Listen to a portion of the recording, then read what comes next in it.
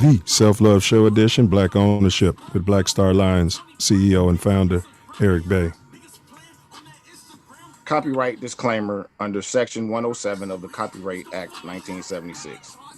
Allowance is made for fair use for purposes such as criticism, comment, news reporting, scholarship, and research. Fair use is a use permitted by copyright statute that might otherwise be infringing.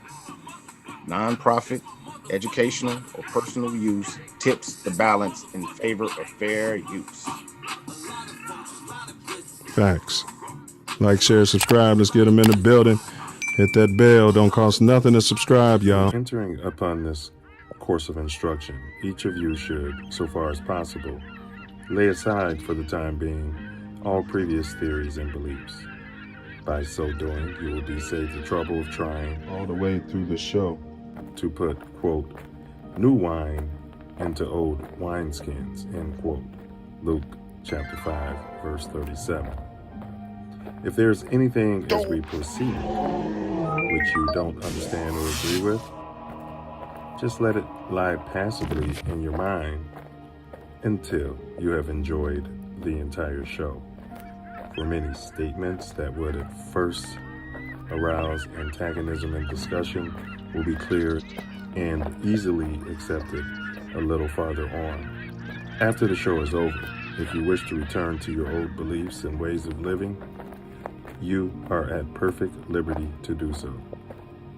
But for the time being, be willing to become as a little child, for said the master in spiritual things, quote, except ye become as little children, ye shall in no wise enter into the kingdom of heaven, end quote. Matthew chapter 18, verse 3. If at times there seems to be repetition, please remember, the Self Luv Show is a lesson, not a lecture.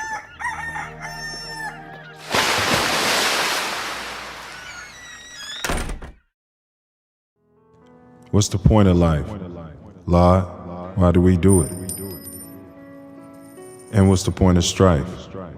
Pimps and whores see right through it. They see fluid. All Johns ain't saints, and St. John knew it. Tricks are preachers, 12 disciples, and so-called druids. See, solid. Get married and have shorties after college. So what's the point? Vibrate love, go share knowledge. Silence is violence. Stupid is as stupid does. Join the Give Back Gang Alliance. Gang, gang.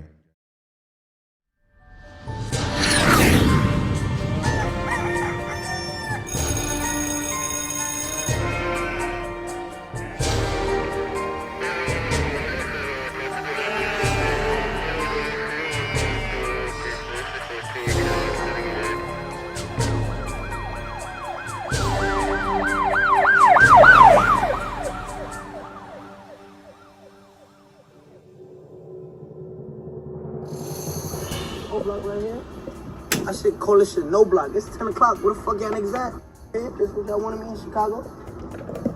O block right here. I should call this shit no block. It's 10 o'clock. Where the fuck y'all niggas at?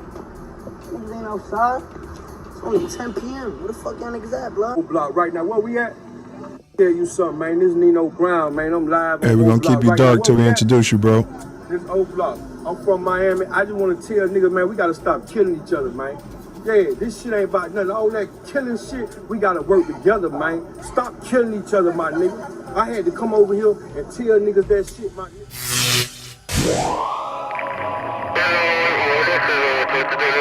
I'm right here.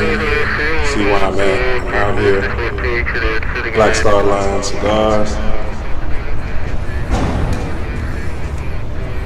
For grown man. On some grown man stuff. And to the PDs, stop doing that killing. Please, stop doing that killing.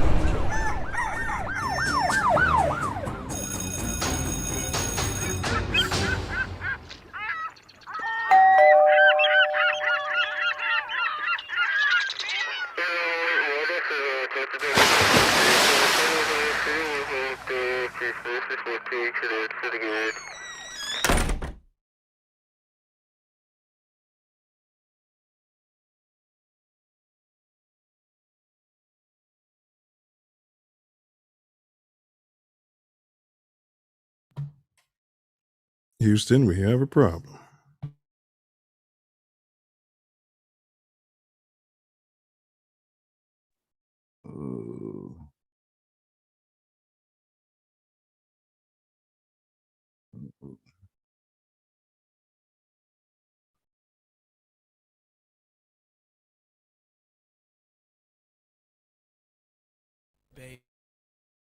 Please like, share, subscribe, stand by.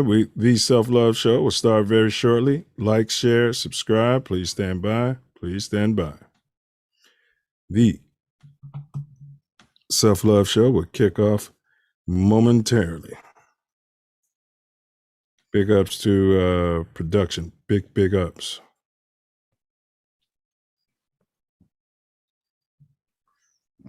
Tripping.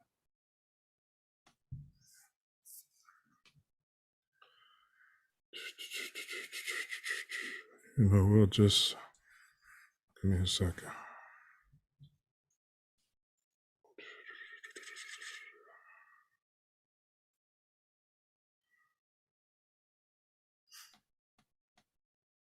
Don't worry about it, Self Love production. Cue the music.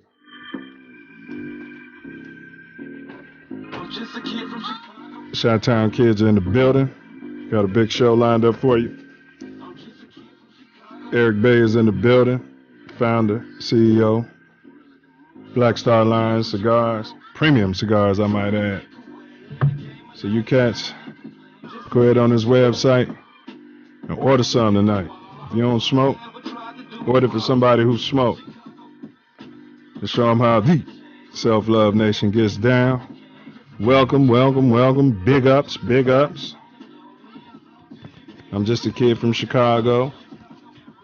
Welcome to Chi-Town's very own The Self Love Show, where we got two mottos. Motto number one, on earth as it is in heaven. Big ups to the ancestors.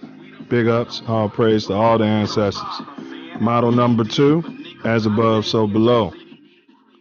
We can be found Malcolm exclusively right here on the YouTube channel. This ain't that network. This ain't Fox. This ain't Ms. NBC. This ain't none of that. This is TATN.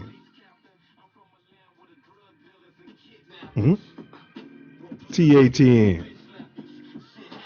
I'm 9 Millie, one of the co-hosts, also known as one of the selves. What down, Chi-Town? What down, what down, what down? All the Chi-Town kids, Inglewood kids, kids all over the world. Repeat after heat. I am greater than my excuse. I am greater than my excuse. I am greater than my excuse. Self-love vision. Today is February 16th, Wednesday. Once again, we're live. This ain't recorded. We live and in living color. And we like to acknowledge all you cats can be any place in this magnanimous universe. And thankfully, you all chose to be here together. Here together. Now for y'all regulars, this is where self-love usually pops in, but we're having some technical difficulties in the great city of Chicago right now, so we're going to push forward and do what it is that we do. So for anyone who doesn't know how the show is regularly formatted, what we got to expect today, we always kick it off with the self-love quote of the day. We also have our Moor Growth and Development program. It's our platform. What's up, Eddie Sevo? We run a short video, Tattoo Tyranny, but we're running so far behind. We're not going to do that today. We'll save it for next week. We also normally run a video, how to move or not to move. We won't do that today. We're having technical problems, and we also started late. So small ups to us for that. But our main topic today, which we're going to pretty much jump right into very shortly, we cover Black entrepreneurial spirit, Black entrepreneurs, Black ownership. One of our platform is recycling the Black dollar. It's not lip service. Put your lips to a fine cigar, if I do say. So this is Black ownership with cigar expert, connoisseur, aficionado. It's one of those words I can't say. Aric Bey. And so that's who's going to be with us shortly. And then, of course, we always wrap up this show with my favorite part of the whole shebang. And that's this brother, Tory Wordsmith's final words. That's where he, off the rip, off the top of the dome, freestyles. A magnificent piece of prose where he kind of summarizes the daily topic and the information exchange. Puts in a nice little metaphysical bun for you. So let me just kick off the announcements so I give some time for this brother. He had to do a hard reset on his computer system there. So just so you guys know, the Rams won the Super Bowl. I did cancel it. I did not watch it, as per my promise. It's too much going on racially for me to coon it up. But if you did watch it and you enjoyed it, big ups to you. So big ups. Let's see. Subscriber tiers. Since I want to wait for this gentleman to get in here, we need you guys to subscribe because we're not paying for bots. We're not paying for views or anything like that. We're not going to have anybody in Indonesia or the Philippines watching a video and then taking money out of our personal coffers to do the same. This is organic growth. We do believe that Yahshua, he spoke to small groups and grew it, on a spirit or soul by soul basis. And that's our platform. So we do have our subscriber tiers here. 299 subscribers. We passed that. Self Love is supposed to get himself. He's supposed to get himself psychologically digressed by a hypnotist. Emerge McVeigh. Still waiting for that to happen. Also, we're at about 395 subscribers. So if you can hear my voice, subscribe. It's free to subscribe. Don't know what's going on with this computer, but anyway. Once we get to 499 subscribers, then myself and my lovely wife, that's right, we're going to jump out of an airplane. My wife and I have both agreed to, use a parachute. So we'll each have a parachute and we'll probably be tandem jumping, I'm pretty sure, in the back of a professional. That's something neither of us have done. So this is a Face Your Fears project, this show, pretty much. So we're going to get out there and do that. Once we can get up to 999 subscribers, we're going to go to the Saturday school, meaning we're going to create an electronic Saturday school. We've had many educators on this show as it was, and we'll get different educators, and including myself and Self Love, to hold sessions on Saturdays for the kids and the adults. Once we acquire 1,499 subscribers, I'm going to sit down with my lovely wife on this show. I'm going to introduce you cats to the Mrs. Black Terminator. 1,999 subs, Self Love and I will find the alderman in his district, and we're going to see if we can get him on this show. We'll go get some footage. We got some questions for that alderman. At 2,999 subs, we're going to launch Electronic Mentors Network. That's critical for the Black First community. If we could see better, we'd be better. If we knew better, we'd do better. If we know better, we grow better. So that's important. That's something in our heart. $39.99 subs. We're going to hit up to Mount Shasta. I'll explain that. You guys can Google it if you don't know what Mount Shasta is. $49.99. We're going to return back down to the Delta. We're going to go down to the Mississippi Delta and talk to some folks. Pink ones, the black ones, the white ones. We're going to talk to them. So that should be fun. 59. The Yankees are coming to town. The Yanks are coming. $59.99. Self Luv and I are going to travel to a Nevada desert resort.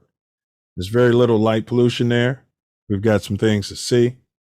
$69.99. We're going to take a Hajj. That's right. Back to Africa. We're going to go back to the so-called motherland. Self Luv doesn't believe we came from there. He believes we were already here. I believe that's his stance, but we're going to go back to Africa just the same. $79.99. The intent is to rendezvous, or is that rendezvous? We're going to rendezvous with the mothership. There's a Utah resort that is known for close encounters. And of course, at 8,999 subscribers, we're going to kick off our Breakfast Club program. So we're going to get in alignment with local Black-owned restaurants and feed the kids. That's the plan. That's the intent. And then $99.99. That's where, as Tupac said, you probably didn't see it at the top of the show, that's where we're going to have an event that will spark change across the world. 9,999 subscribers. So that's our platform. That's what we're about. Let's see here. Big ups to the chat. Big ups to the chat. Last week, if you missed it, we did a show right here. It's called No Knock Warrant Tyranny. Lock, that's spelled L-O-C-K-E. Lock him up. And condolences to his family of Amir Locke. And we really unpacked the best way to do no-knock warrants. And if you want to be edified, I'd suggest that you check out that show from last week right here on TATN. So like, share, subscribe, hit the bell. Like, share, subscribe, hit that bell. Like, share, subscribe, and hit that bell. Let's see if I can at least get the Moor Growth and Development program video going. And if you are a cigar, I'm not going to say it, a cigar smoker, just go ahead and type that in. Let us know where you're located. We'll see if we can connect some dots here. If your cigar game is above par, let me know. If you're a novice, let us know. I know that's I don't want to call it a fad because it's still going. I thought it was a fad, black men smoking cigars, but little did I know, it's a movement, dare I say. So, yeah, let us know. We'd love to hear from you. And I'm going in to see if I can get the Moor Growth and Development program going, because we cannot. What is this crap? We will not do a show without MGD, as they say, over my dead body. Let's see here. YouTube.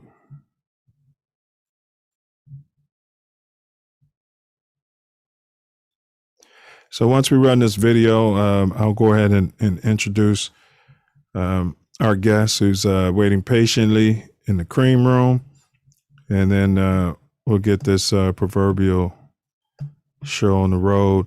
Please share that link and hit that thumbs up. Share it with any cigar smokers, any entrepreneurs you might know. This is going to be a great conversation. I've been looking forward to it since we booked them. So, we always want to be respectful towards our guests. If you have any questions, don't be shy. This is an interactive platform. We like your questions because we know we have a smart chat. All right, so Moor Growth and Development. Stand by. Hope mine runs because it hasn't been running lately. All right, so let's see here.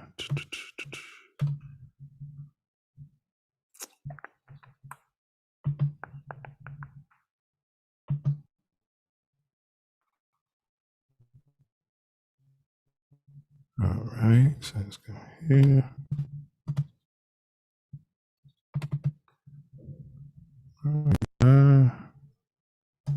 There we go. So let's keep fingers crossed that we can at least get this spinning. And then I'll kick the show off here. Appreciate your patience here.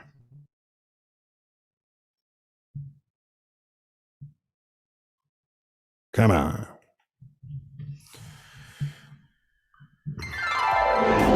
Silverback Moor Growth and Development platform. Number one, we repair our nation via reparations. We demand our silver back. Number two, to connect our breadwinners with our activists.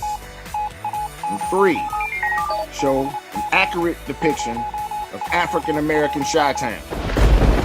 4, to shine a light on positive influence.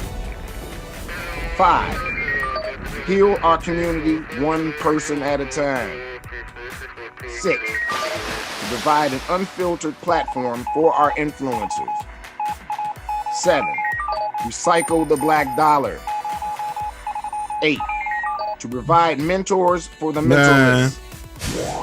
9, to close the gap between We're us closing and the our gap. kinsmen. That's the financial gap.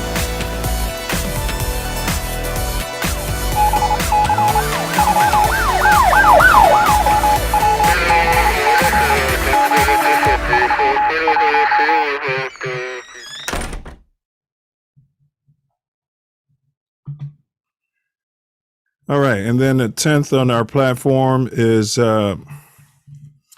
protecting our women and children, and that's by any means necessary.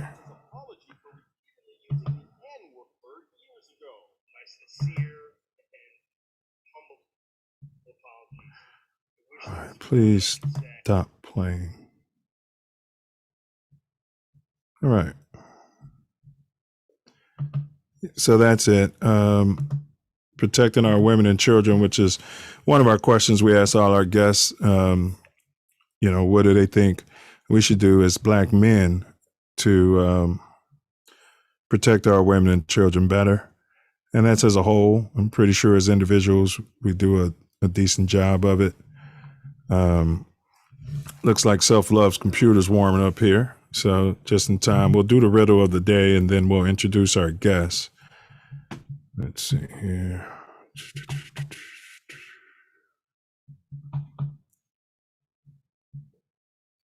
So today's riddle, and remember, it's a proverb riddle. It's our format we're rolling with. A rotating fragment of mineral collects no birophytic plants. A rotating fragment of mineral corrects no birophytic plants. What's the proverb?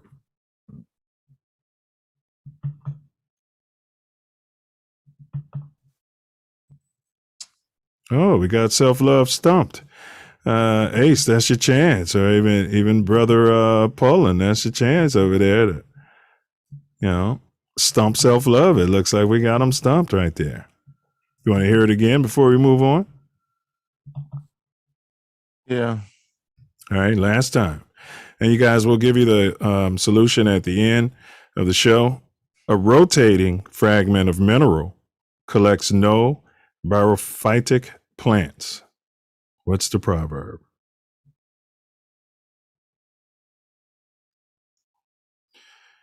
All right, Self Love, you got booted. So anything going on in the shop before we get the guests on here? weather is 50 degrees and it's all melting, all the snow and all that. And it's supposed to be a big storm tomorrow. What kind of rain or snow? They don't know. They're saying it started off with rain. It's raining today and it's supposed to turn into snow or sleet or slush or whatever.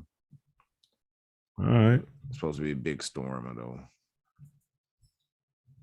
All right, y'all. So in the building today, we've got University of Illinois grad, businessman, my brother, one of the guys, stepping in the building. Did you make him? Yeah. All right. So brothers who made me made him. And so we got Aric Bey in the building. So you guys, I'm going to put his, and then Self, do your thing. I'm going to be putting his, a link. It'll be in the description after this show, but I'm also going to put a link to where you can go to Black Star Lines and order you some stogies out there. So let's see here. That's what I'm supposed to be doing.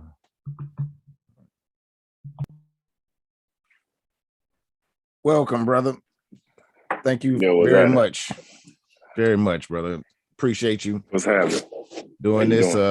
Excellent. I know you're going to expand Self Luv Nation, and been looking forward to this conversation. Indeed, man. Same here. No doubt. So you out of town? No, sir. I'm at the house. Oh, okay. Just got back from Philly. Oh, okay. Yeah. And leave out for Dallas March 10th. Okay. So, that's why I thought you was. Yeah, so I'm at the crib. I normally do interviews and stuff in the garage, but my heater out there burned out. So I got some kind of electrical problem going on with the 240 wire that's running out there. Oh, okay. So I got an electrician coming to check it out because I can't smoke in the house. So I'm just in here. I'm in here drinking scotch and I'm gonna talk shit with y'all. So, no doubt. No doubt. What did you have on Philly? A showing or something? Yeah, I had two events out there. One was in Harrisburg, and then the other one was in Glenside. The lounge in Glenside is actually a Noob owned lounge as well. So, okay. So Noobs came through, and good time. No doubt. No doubt. Yeah, all right, brother Aric Bey. I had you as A-Dub, but I'll go with Aric Bey. Can you break down for me real quick how you came up with your alias? What, Aric Bey? Mm-hmm. Well, like maybe 11 years ago, maybe a little bit longer, I legally changed my name to Adatola Bey. So Adatola means the crown that begets wealth in Yoruba. So Adatola was a spiritual name that was given to me by my godfather in Ifa. So I ended up taking that name on full time instead of Aric Wimberly. So Bey is a Moorish surname because I was involved with the Moors pretty heavy at one point. I don't really delve into it too much at this point, but that's where that surname came from. But yeah, so I got like 15 different names. So it depends on what part of what section of my life you met me in or what you call me. So. Yeah, for sure. And so when we say Moor Growth and Development, it's actually MOOR. So yeah, we with you on that. Yeah. So if you can, as we jump into this, can you just briefly describe, a time frame when you were born and the location you were born and a brief description of what it was like coming up there? I was born in 76. I was born in Chicago, but I grew up in the south suburbs of Chicago. So I grew up in Glenwood. Went to high school in Chicago Heights at Bloom Township. It was the Glenwood was cool. Initially, it was kind of a mixed area. And then when the Caucasians realized there were too many Black people moving into the area, of course, they moved away. So it became, like an all Black area. It's still a nice area, though, a nice suburb.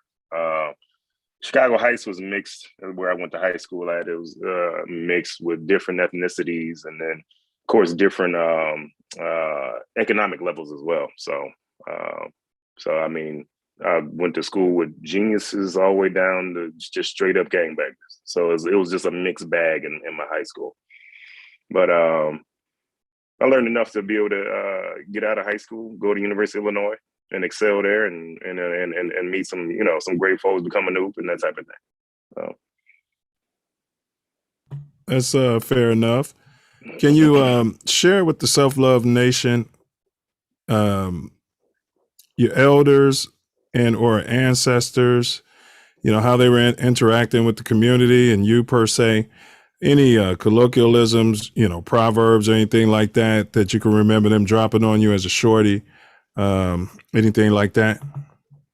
I mean, both of my parents were educators, man. So like my father was started off as a teacher and retired as the principal of Carver High School in Old Gill Gardens. So, he definitely put in work as far as like helping the community out. He was very similar to like Joe Clark from Lean On Me when he was assistant principal at Carver, because it wasn't a military school then. It was just rough, you know what I'm saying? So Old Gill Gardens still rough, but even rougher back then, when he was alive and teaching and being an assistant principal. My mother was a teacher and she retired as a child psychologist. So, I mean, as far as my ancestors, man, I mean, I got a bunch of them, bro, that did major things. Bunchy Carter is one of my ancestors. He's a cousin of mine. He's one of the ones that helped start the Black Panthers. So, as far as colloquialisms and quotes,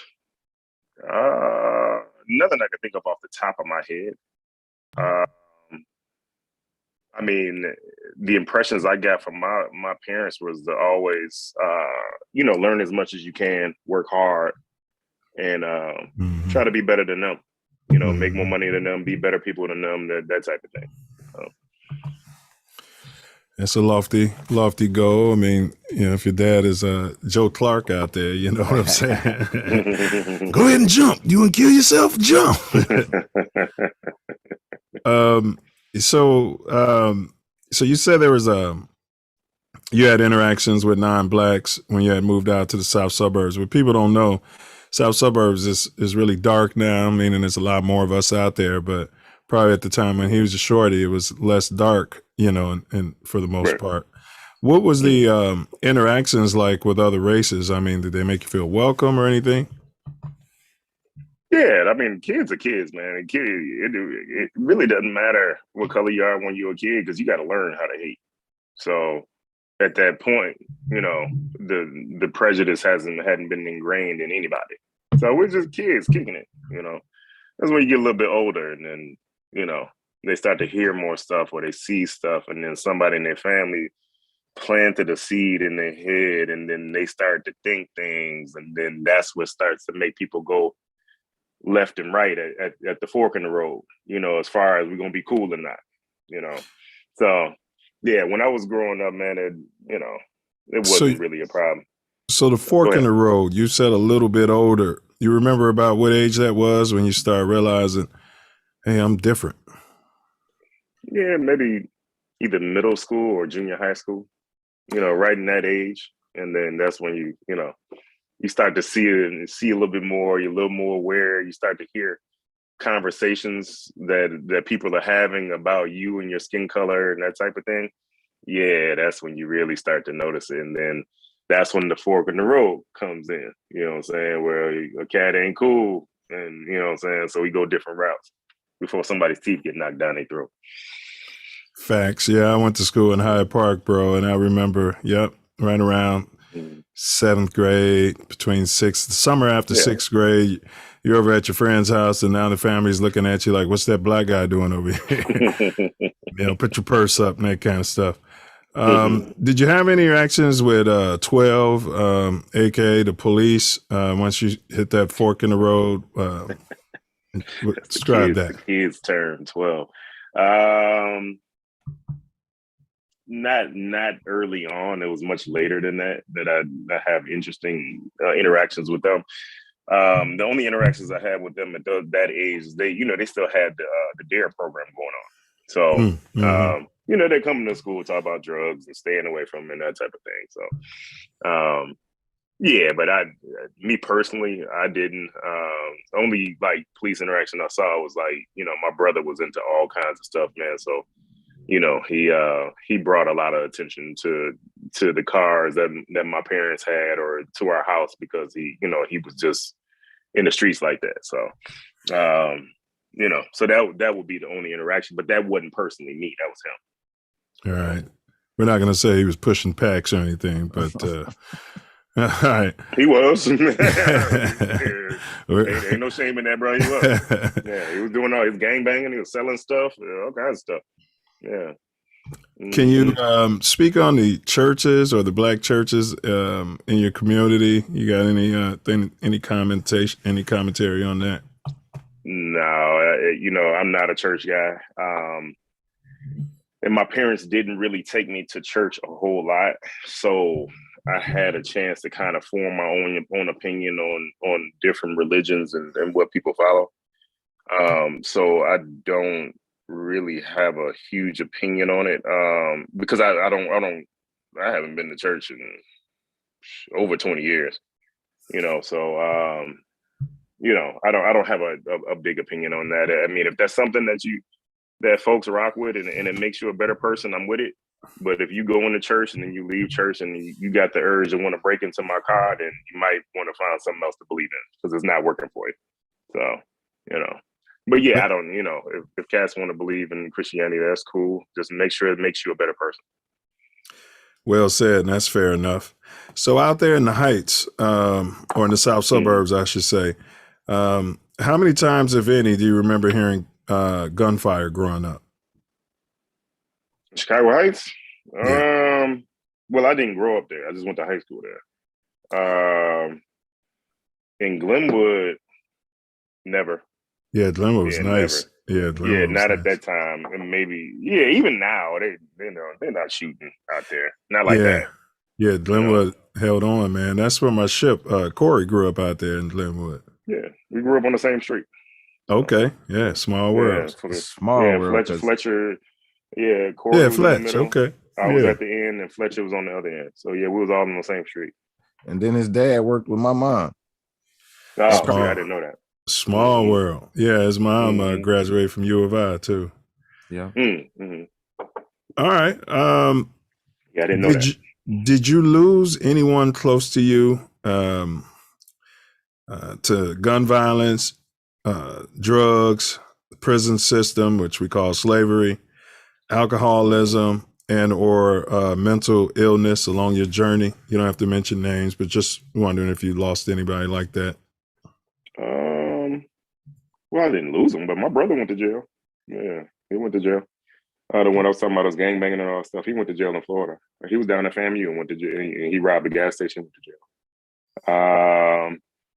Alcoholism, my mother's uncles, they passed away from alcoholism, but that was before I was born, man. So I never even met them. They were gone before I was even born. Okay. Gun violence. My boy got shot, but he didn't die. He took a good one through the leg, but he didn't die though. He's still with us. So I'm trying to think if anybody I knew got shot and died though, and not off the top of my head. You know what? I take that back. My cousin got shot in Houston last year by a police officer. He died. So yeah. Wow. Yeah. Wow. Man. Okay. So sorry to hear that. Rest his soul, by the way. And I probably should have told you this first segment, what we're doing is chronologuing this history. Ideally, bro, your kids can watch this. We'll get it up in the blockchain. So imagine if you could be watching your great granddad talking about how times were when he came up. So that's basically what the first segment is all about, just to kind of, so we could tell our story and, get our own narrative out there about how things really were, as opposed to nonsense on the news. So yeah, that's cool. I'm with it. All right. And the last question I got, and then I'll throw it to Self Love in this first segment. Who do you credit for showing you how to move, effectively or efficiently you know, at least until you got to the point of college, because we know that's pretty much the land of milk and honey. Immediate family, bro. My parents. I'm the youngest of 5, so you know, it was nothing but lessons being given to me. So you know, I attribute it to my parents and my brothers. Whether I was watching them do something positive or something negative, I learned from them. The reason why I know hip hop like I do now is because I was listening to everything my brothers were listening to. You know, so you know, one of the first lines that stuck out in my head when I was a little boy was, "I got a question as serious as cancer. You know, who could keep the average dancer? You know, Rakim." So Hyper has a heart attack. Nobody's smiling. Go ahead, bro. Right. The first thing that popped into my head, because I was a kid, and the first thing that was in my head, I was like, "Well, what's cancer?" You know what I'm saying? Right. So that sparked me to want to find out what that was. And of course, back then it wasn't like we could just pick up a cell phone and Google it. So you know, it took me a little bit to find out what cancer was, and then you know, that's what really sparked my interest in hip hop and you know, and lyricism and stuff like that. So, you know, but yeah, my immediate family, they're the main ones that taught me. So whether it was good or negative, but even from the negatives, I learned because I knew I wasn't gonna do that shit. So, you know, Facts. Yeah, you was blessed to have that, you know, to have that structure. Nope. I'm sure you know that the older you move along. And so I'm going to toss it over to Self Luv for if he has a question for this segment, and then we'll push on. Yeah. What role did sports play in your early life? Oh, a huge role. I played football all the way from like the age of 6 all the way up through high school. And then I ran track from like 4th grade all the way up to my sophomore year in University of Illinois. So sports was huge for me, man. I wanted to be involved in the sport so bad that made me want to make sure I did good in class, because I knew if I didn't do well in class, I wasn't going to be able to be playing any kind of sport. So it kind of kept me grounded and kept me balanced. And that's why I did well in schools, because of the sports, you know what I'm saying? Because I love them so much, you know? So yeah, sports is a huge part of my life. At least it was. No doubt. Yeah, I tell people, man, sports was the glue that kept everything together, you know, as far as, because you had to be eligible. Period. You know, if you wanted to be out there in the field, so it just forced you to turn everything in. And then, of course, the grades came after that. So, so you guys, I pinned the link at the top of the chat.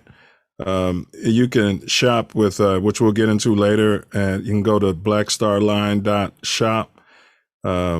I personally enjoyed several of his cigars. You know, I'm not going to say I'm a connoisseur, but I personally enjoy them. So, yeah, I suggest you guys, you know, go out there and support this brother and all Black businesses, because we spend a lot of money in this country. Issue is we don't spend it with one another. Facts. We got to rotate that black dollar. We have to. That's the only way we can come together and close this gap. We have to work together, people. True. Absolutely. So Noop, I'm gonna jump to the professional life. Wait a minute. No, our foundational questions. These are pertaining to the Moor Growth and Development we were speaking on. So, what's your take on reparations? Reparations for 500. That we're probably never going to get it. Is it deserved? Never gonna get it. Never gonna get it. But, you know, they gave the Indian stuff. They gave our Jewish brothers. They gave them stuff, and you know, anybody else they could think of. But they haven't given us anything. And honestly, I don't care who they put in the office or who they elect in whatever position. I don't think they're ever going to give it to us. So. You know, we can keep balking about it, keep trying to fight for it, but I don't think it's going to come. But it is deserved, though. I get that. All right, well spoken. So if you were a senator and the vote came in front of you, are you yay, nay, or are you abstentia? Oh, yay, 100%. Yeah, like I said, it's well deserved. I just don't think it's going to be enough people to be on the same side to pass it. So. they just historically want to just keep screwing us. So, you know. And to your point about how Dr. King said, you know, they gave every immigrant that came to this country from Eastern Europe our money, pretty much. Dr. King said that in his I Have a Dream speech. Our land. Mm-hmm. Mm-hmm. Yeah. Mm-hmm. Yeah. There's no 40 acres in a mule, none of that. No, we got 40 ounces in a blunt. Right, yeah. You know, we don't get corner stores or, you know, that type of thing. Apparently, we might be getting crack pipes. Oh, yeah. Yeah, crack pipes. Yeah. So, I don't know. Legalization. Yeah. But it's a fear of giving us too much power is what it is. You know what I'm saying? If you give too much power to the underprivileged, then they end up turning everything around. Whether it was the saying Facts. The first should be last and the last should be first. So Facts. You know, that's something that they want to adamantly make sure that they avoid. You know, so because once we all wake up, well, at least the majority of us wake up and start working together, then that's the issue. You know, so they got to find some way to divide us, whether it's division amongst religions. Because if you got a black cat that's Christian, you got a black cat that's Muslim, they fighting with each other. Facts. For what? You know, and it's just a bunch of different ways to divide to make sure whether it's gang banging or if it's how much money you have, your economic status. That's a way to divide you too. You know, because you got a rich cat that'll frown on a cat that work at McDonald's. You know, so. It's just all about division. As long as they can keep dividing in some form or fashion, they win. So. Indeed. And I always say, if you lay on me while I'm doing push-ups, as soon as I keep struggling to do those push-ups, I'm just getting stronger and stronger. So, you know what I mean? So, you're just making us stronger in a sense. Any myth or stereotype regarding black men or women that you feel the need to clear up? A myth or stereotype? That we all love chicken. Get off that chicken, man. Because I haven't eaten meat in like 15 years. So that's definitely a myth and a stereotype. Definitely. I learned a while ago that what I consume, it can either help me or play against me. So, so I cut out all the flesh, and I just stick to plant-based stuff. So, all right, yeah, I'm gonna get back there. I was doing that for some years, and I'm real close to getting back to that. There you go. Yeah, just because of the Holocaust that's going on our farming system. It's a Holocaust, man. Mm-hmm.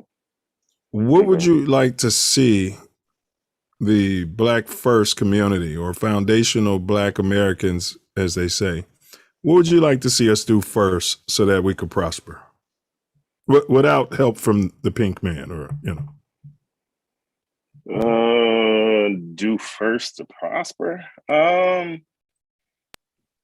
First of all, we got to start getting along with each other, because if you're walking down the street and you see another person of color and y'all can't speak to each other, that's sad. Because that's just entry level. We can't even speak to each other without depending on what city you in. Shit, you speak to a cat, man, they'll try to steal on you. Or what I'm saying, you may be in a city and they speak to you and they want to stop and have a nice long combo with you because you spoke to them. So that's one of the first things is, can we just, on the initial level, just speak to each other and then build upon that, start having businesses together, our kids play together, and we're able to mitigate issues amongst the kids without it turning to pistols, and then, like I said, business and sharing our dollars and start recirculating that stuff. So. But yeah, it all starts with just being able to speak to each other, because we as a people, we have a problem doing that. So absolutely, being excellent to each other, and yeah, I'm guilty of that. When you come to LA, nobody speaks, and if they speak, they're asking for something. So then when I go back to Chicago, people look at me like, this guy thinks he's bougie or something, and it's just hard to click that on or off. You know what I mean? Yeah. I had, The other day I was on the train going to my niece's ball game, and they're playing tonight, another playoff game. So go Jackrabbits. Jackrabbits. Yeah, so I'm on the train, and some younger guys got on, African Americans, and it just appeared like they were like sizing me up. You know, I could be paranoid, but it was a train full of white people as well, because the Super Bowl was going on. There was more white people than I've ever seen, you know, rolling around Inglewood and rolling around. But they didn't look at them as targets. Not that anyone should be a target, but that felt weird to me, that I was more of a threat to them, you know, than the other people on the train. And that has something to do with that divide and conquer you were talking about. Yeah. Yeah, we're trained. Go ahead. We're trained to attack each other. Yes. It's just like if you come back to Chicago and you take a stroll through Inglewood, somebody gonna mess with you. But if it's somebody else, another ethnicity walking through Inglewood, a lot of times they don't say a word to them. They let them go ahead and do whatever they're gonna do. So it's it's a parallel situation of what you're talking about. So yeah, I know exactly what you're talking about. And it's sad. I think Tori calls it predictive programming. Yes. Mm-hmm. Yeah. Mm-hmm. Mm-hmm. All right. So you mentioned recycling money. What should, and this might be related, but I'll go ahead and ask: what should Black people do to eliminate this huge financial gap between us and our pink counterparts? To eliminate the gap, bro, that's tough, man. Or close it. Let's say that. Yeah, that's tough, because I mean, there's a housing gap, there's an economic gap, but they all kind of tie in together. Facts. And then you gotta, and then it ties into racism on salaries. It ties into racism on if you're going to get a job or not. That is so many different levels on that. That's a tough one to even tackle. You know what I'm saying? I don't know. I don't know what could be done, because that's really a whole systemic problem. In America, the salary difference between a person of color and somebody else, or if you get a business loan or not, if you get a mortgage or not, or if you're getting redlined, or I mean, it's just so many different factors that plays into what we're talking about, and it had to be a different strategy for each different category if we're going to even fix it. If it can be fixed at this point, I'm not even sure. Well, this is why Self Love and we say we should put all of our energy on reparations and recycling our money. All of our political influence and all of it, everybody I know you feel like it'll never be done, but because what you just mentioned, it's just, we're getting our thumbs up our bum in so many different ways. Just cut that check, cut the crap, and cut that check. And then we can start recycling that money, and we can come up, because it's due to us. We had a guest, she attended U of I, and she was a botanist and had a master's degree, and she was working for one of those major corporations. And she came to find out that a younger white cat who had no degrees was literally making more money than her. Yeah, it happens all the time. Our guest next week, she's an AKA. She said the same thing happened to her. Yeah. Okay. It goes. I mean, it's okay. A high school dropout can make more than a college graduate. A high school graduate can make more than a doctor at positions. They have set aside us whole levels where ceilings where they don't want you to get above, and it's just not congruent with what should be. And I know you don't feel like it's going to ever happen. It's going to happen. I don't know if it's. I'd never say never. It's just it's going to be a task, because a lot of times, you have to be better than you have to be like 8 times better than your counterpart just to get equal to what they have. Right. And then and unfortunately, it's not every one of us is not willing to be that 8 times better. You know what I'm saying? So you gotta have that. Yeah. Situations like you're setting yourself up for is what we need. We have to have our own.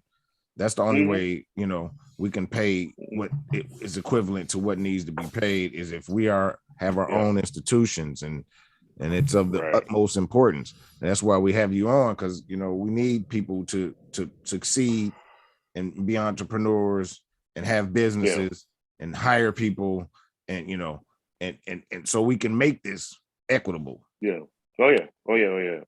Yeah. I mean, and then, you know, some of the reasons of why some aren't willing to try to be that much better than the counterparts, it may be how the person grew up. Maybe they just weren't taught that, and which is not their fault. That's a generational thing. You know what I'm saying? And then, quite frankly, some people just don't have the desire to do it. Right. You know, I know some cats is just lazy. For no reason. They just lazy because it's Tuesday or whatever, you know what I'm saying? So but that's in every community, and the issue is those lazy people are getting paid more than cats like us who, you know, who are excelling, so to speak, you know, and that's part of the systemic racism, as you called it. Right. You know, we don't get a reward for our laziness, as we shouldn't, as no one should, you know, I think. But right. let me push past this. What can Black men do to protect Black women and children from being murdered, kidnapped, and trafficked at an inordinate pace when you compare it to any other race? Well, it's kind of hard to protect anybody else if you're not totally respecting yourself first. So, you know, as Black men, we got to learn to respect and love ourselves first. And then you could take that respect and love and transfer that over to your woman and your family, and, you know, and then your neighborhood, being a good neighbor, because all that ties in, you know, so what's going on, man. But if we don't have a love and a self-worth for ourselves, and that goes for Black women, Black men, or white men, for anybody. If you don't, anybody that doesn't have a self-love and a self-worth for themselves, it's hard for you to be able to care for somebody else, because you can't even care for yourself. So yeah, so everything starts within you. That's where it's always gonna start. If you can't eliminate whatever demons are going on in yourself, man, it's not gonna be a lot of chances that you're gonna be able to help somebody else, because you can't help yourself. Wow. Yeah, man. So, you know, we gotta dig every day. Everybody's got to go into themselves and repair a little bit of themselves every day. And then you turn around and take that better version of yourself every day and help somebody else be better. That's how we get it. Facts. Well, you're not going to get an argument from the Self Luv Show about self-love. That's for sure. All right. I got one last question. I got one last question in this segment, and then I'm going to throw it to Self Love if he got any questions for you, bro. Have you ever personally felt the sting of racism and or police tyranny? And could you speak on that? Yeah. Oh, yeah. I got a few of those. I'll just tell you one. My buddy lives in Roseland, and I hate going over there because it's hot over there. Like, it's all kinds of stuff, drugs, and they shooting and all kinds of stuff. So I was over there watching the fight one night, and I left his house, and I literally got pulled over 3 times in 10 minutes. So like, it was so absurd. And each time they were wondering why, when they came to the car, I was already laughing at them, because I'm like, bro, I'm a firefighter, man. Like, it's really not much you're gonna do to me. You know what I'm saying? So all I had to do was show my firefighter ID, and it was immediately like, bro, you go ahead, we sorry, you know, because we have the same employer. So I'm just like, but it was just ridiculous. One was like, oh, you didn't use a turn signal. Oh yeah, that's a terrible crime. And then especially in Roseland. Yeah. at night, right. Yeah. And then one said I was they were coming head on at me, and they said I was driving too fast, and I was like, that's weird. That's weird that your car is facing mine, and you can clock me in a neighbor. I was like, that's weird, bro. But you could tell your whole squadron that just hopped out the truck to go get back in there because ain't nothing going on here, and all of them did. And then the third dude didn't tell me why he pulled me over. He just gave me my IDs back and let me go. So there's this foolishness, you know. Well, if you weren't able to wield your black privilege, just think about those of us who aren't, you know, who may not be able to wield that privilege. It's a whole you might have got jacked up. Yeah. It would have been different if I wasn't an employee of the city, you know. Thanks. But you know, and that's why, you know, when I honestly, bro, normally if I wasn't in Chicago, I would have kind of been like real tense about it because, you know, the environment that's been going on nationwide and the events that have been going on. But since I already knew I had the city behind me, I was like, yeah, come on, bro. I was like, these are the situations that I like because I'm actually in power now. Right. So right. I was like, yeah. So it's not going to be none of that. You could do the foolishness if you want. All I'm gonna do is I'm gonna let the Sun Times know that CPD assaulted a firefighter, right? And it's gonna be everywhere. And then I'm gonna do press conferences and all kinds of stuff. So first responder on first responder, you're gonna get you a big fat check. Mm-hmm. All right, I'm gonna throw it to Self Love. What impact has mentorship been in your life? It's pretty heavy. I could talk about recent mentorship with the cigars. Like Sean Williams is the global brand ambassador of Cohiba, and he's black, you know. And he had his own private label before he started working with Cohiba, called El Primer Mundo. It was like that translates roughly to the first in the world or something like that. So anyway, he took me under his wing, man, and you know. He's just been pouring into me because he was just like, man, you just like me when I started in the cigar industry. And he wants to see me do well. So if I need something from him, he'll take time. Even if he's out of the country, he'll take time to talk to me. And, you know, answer any questions, give me recommendations, that type of thing. Early on as a kid, mentorship played a heavy role. You know, because that's another reason why I wanted to do well in school. I had mentors that would talk to me about doing well in school and making sure that I finished and encouraging me. So mentorship is very important. And I do it for cats that are interested in talking to me in the cigar industry. And, you know, it'd be younger black dudes that are just getting into the industry and they want to talk. You know, I'll talk to them about it. And if there's anything I can do to help, I'll do it. You know what I'm saying? Because one thing Sean Williams told me is like, the most important thing he can give you is his time. Right. And that really resonated with me because you can't get time back. Thanks. So he was just like, you know, that's the most important thing I can give you is my time. You know, so that's that. So I turn around and I do the same thing, you know, with anybody that wants to hear, like if they're doing right or wrong in the cigar industry, that type of thing. So I'll take time, you know, and try to help somebody out. So yeah, mentorship is great, man. It helps to mold minds and mold futures. Facts. Okay. What's your take on Black Lives Matter?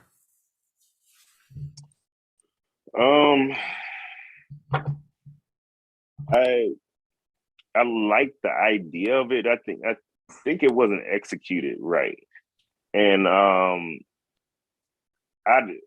I don't know a whole lot about the movement. It just seemed like it was around, and then like now you don't hear anything about it, and there's still black folks getting shot.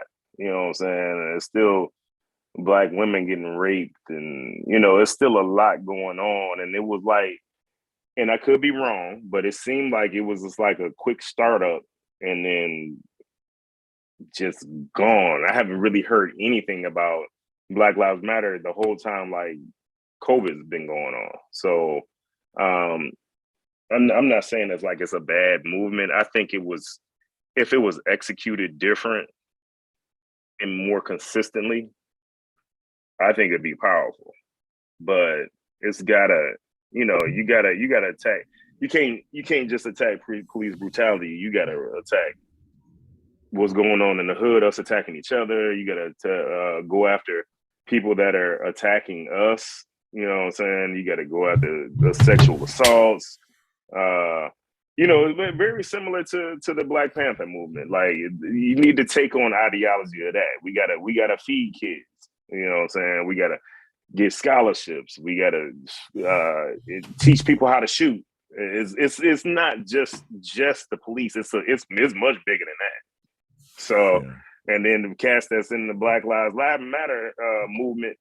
I mean, you got to start trying to get political positions, whether you're aldermen so you can start making decisions and you know, because that's how we're going to start to shut everything down. We really start to get into the political positions and stuff like that. But yeah, I'm just, like I said, I'm just a little disappointed that, and you all tell me if it's something different. Lately, I haven't heard anything. I actually forgot about them, actually. So, you know, I haven't heard anything from them, you know. So that's a good point. They have been dark, for lack of a better term, for quite some time now. Well, there's been some negative publicity. I think they've been under. I didn't look into it, so I don't know the particulars or whatever. But I think that's why they, you know. Yeah, they're under investigation for, like, I think misappropriation of like $80 million. But still, Black lives should still matter. You know what I mean? Yeah. I love the name. Right. Of course, the name is real good. But like I said, it was just. But the heat never stopped the Black Panthers from pushing forward with their agenda. You know, so I agree. Yeah, they should still be moving forward, regardless of, you know, what the government is doing or whoever is doing to stamp them out. Two completely different organizations. Yeah. Yeah. Very. Now, it DJ has potential, but it's just, from what I see right now, it's just missing its mark, you know. So I concur. So in the chat, DJ J Grilla said, "My guy Aric," he said, "I remember when you dropped the first stick on me." Jay Green, what's up, man? Yeah, he said he loves what you're doing, bro. Oh, thanks, brother. You got to try the new stuff too. Absolutely, and we're going to get into that in the next segment.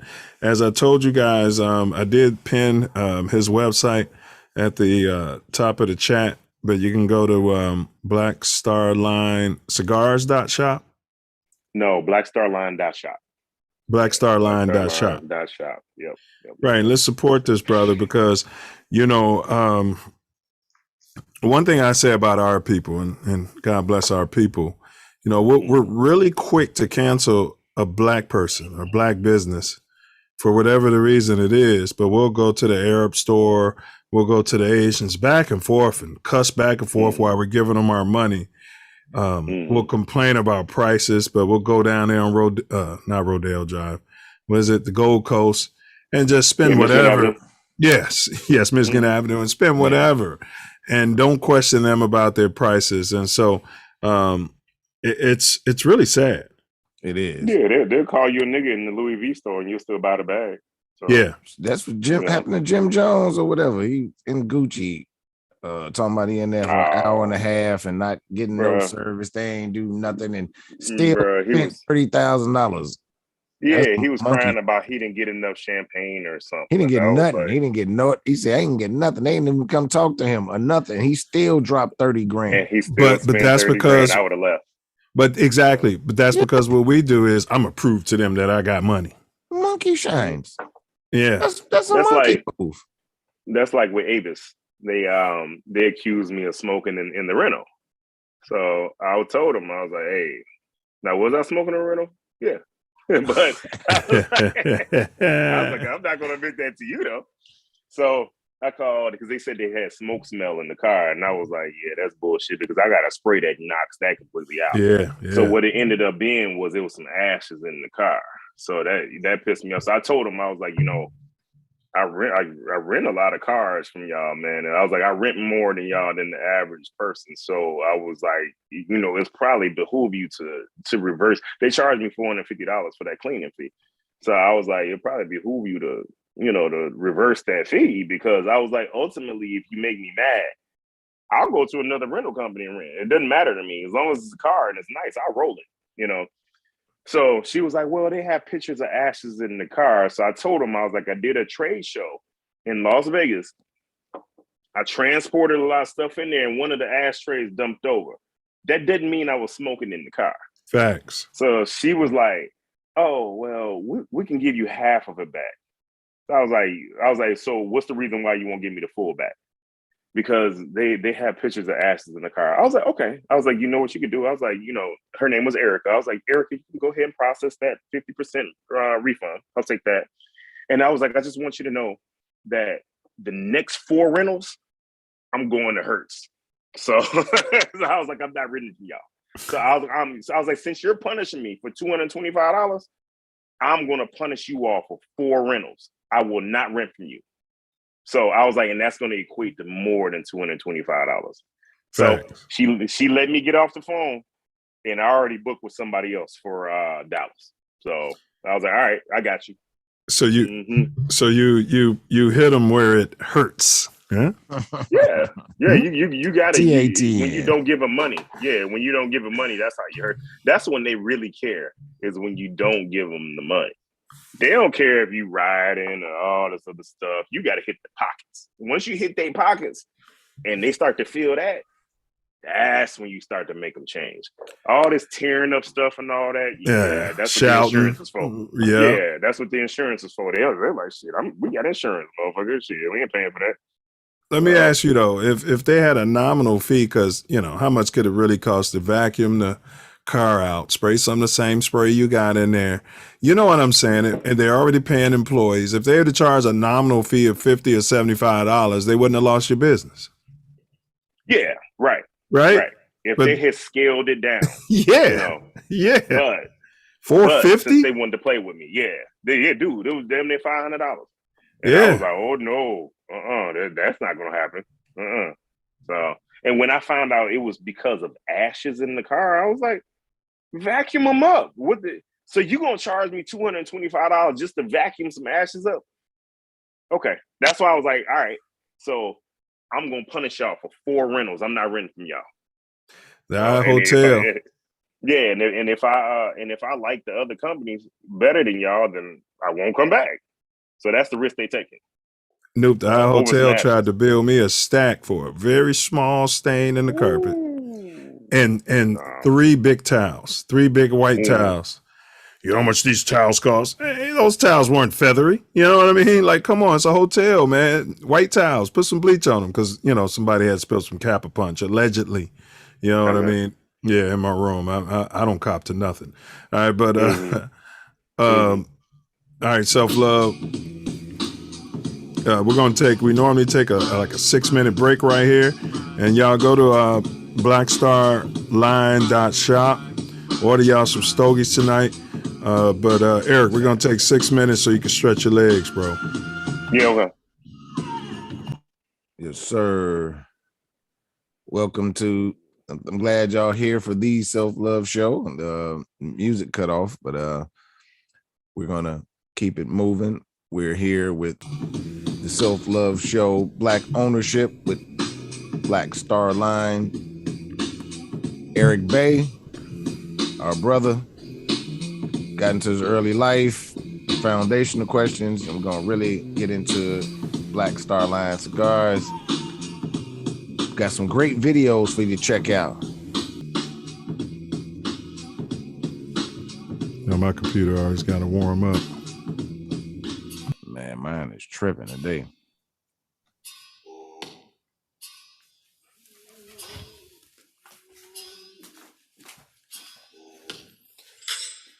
We are slaves, descendants. Our blood shed by the barrel, sanitizing Lady Independence.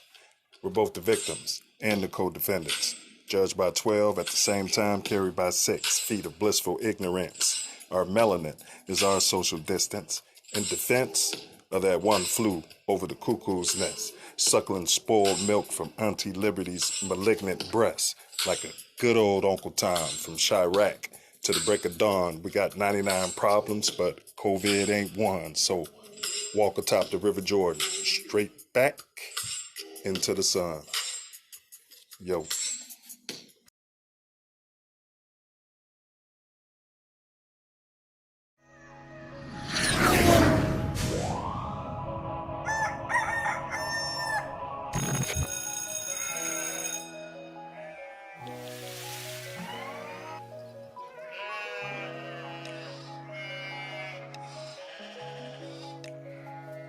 Be sure to subscribe to my channel if you haven't already, because subscribing makes you feel. So can you kind of, we just ran your video, which is well done, and hey, big ups to LaToya Luckett. She's an influencer out there. Hey guys, it's your girl LaToya Luckett. Listen, there's an exciting opportunity, all right? Ken and his team have put together a cool new platform for underground, up-and-coming, and even established artists to get a piece of the untapped market of the music industry.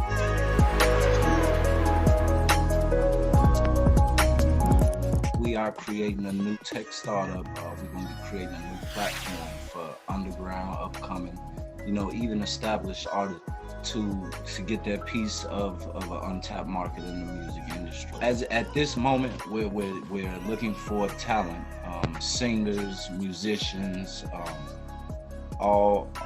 any type of instruments. You play any types of instruments, all different genres, all age groups, all age range.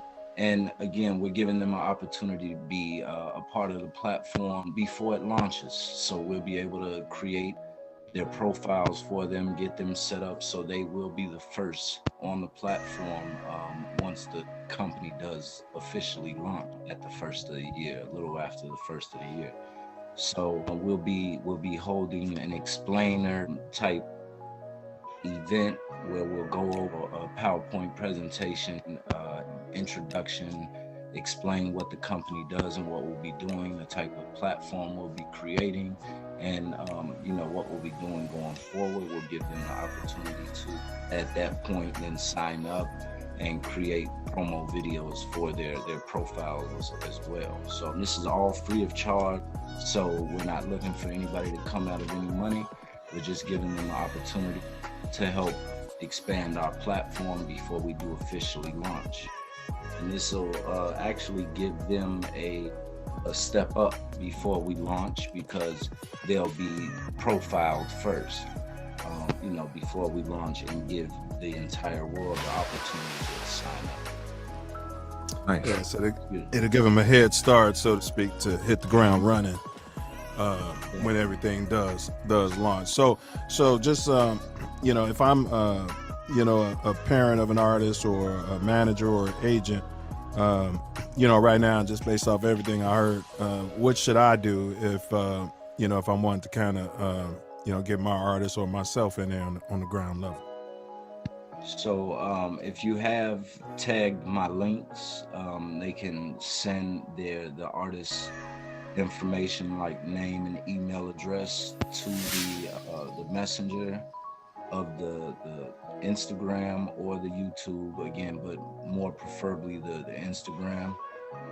They can send the artist information, and in the video it has the address, venue, location, time, and date. They can go ahead and pre-register by sending the artist's name, again, and email to the messenger on Instagram, and they can show up on November 12th in Chicago. They can, again, follow the YouTube, because I'll keep updates. We're going to be taking this on Sweet tour. So if you're not in Chicago, don't worry about it. We will be hitting your city soon. It'll be after New Year's. We'll be taking off a little after Christmas. We'll be going city to city. So Chicago will be our first city that we'll actually be doing it. Where else better than home? So nice. Back to Chicago to get this thing rolling. You know, I tell you what, this brother and his team, man, they put their heart and soul into this venture. All right, so make sure you contact him, get all the information you need, because this opportunity is out here waiting for you.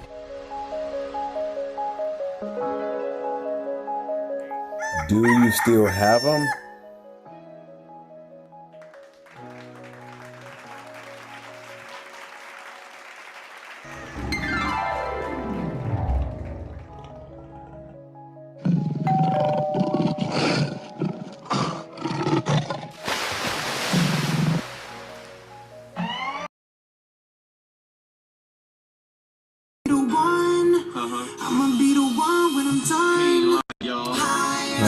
We black. My co-host will be back shortly, so y'all know this is the second half. That's where we run into. We're gonna break down and unpack the Black Star Line, and what his goals are, and also we're gonna get into the esoteric questions that we wrap up with.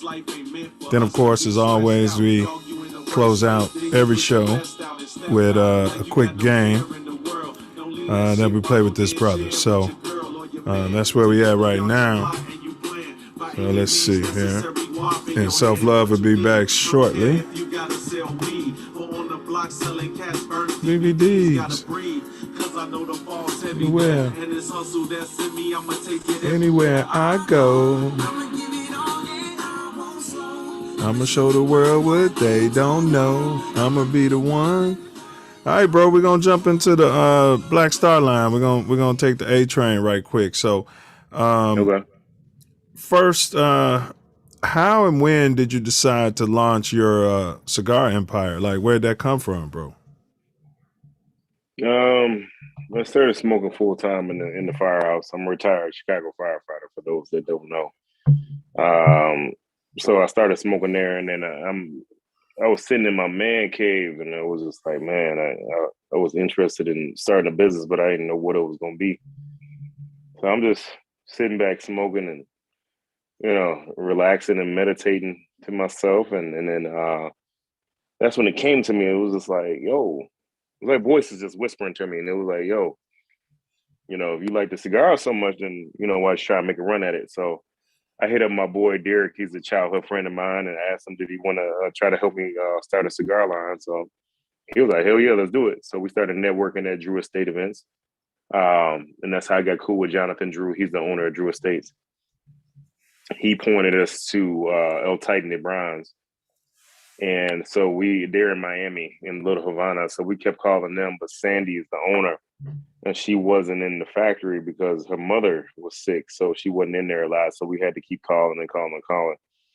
And for those that don't know, El Titan de Bronze is Willie Herrera's family's factory. So Sandy is Willie's mother-in-law.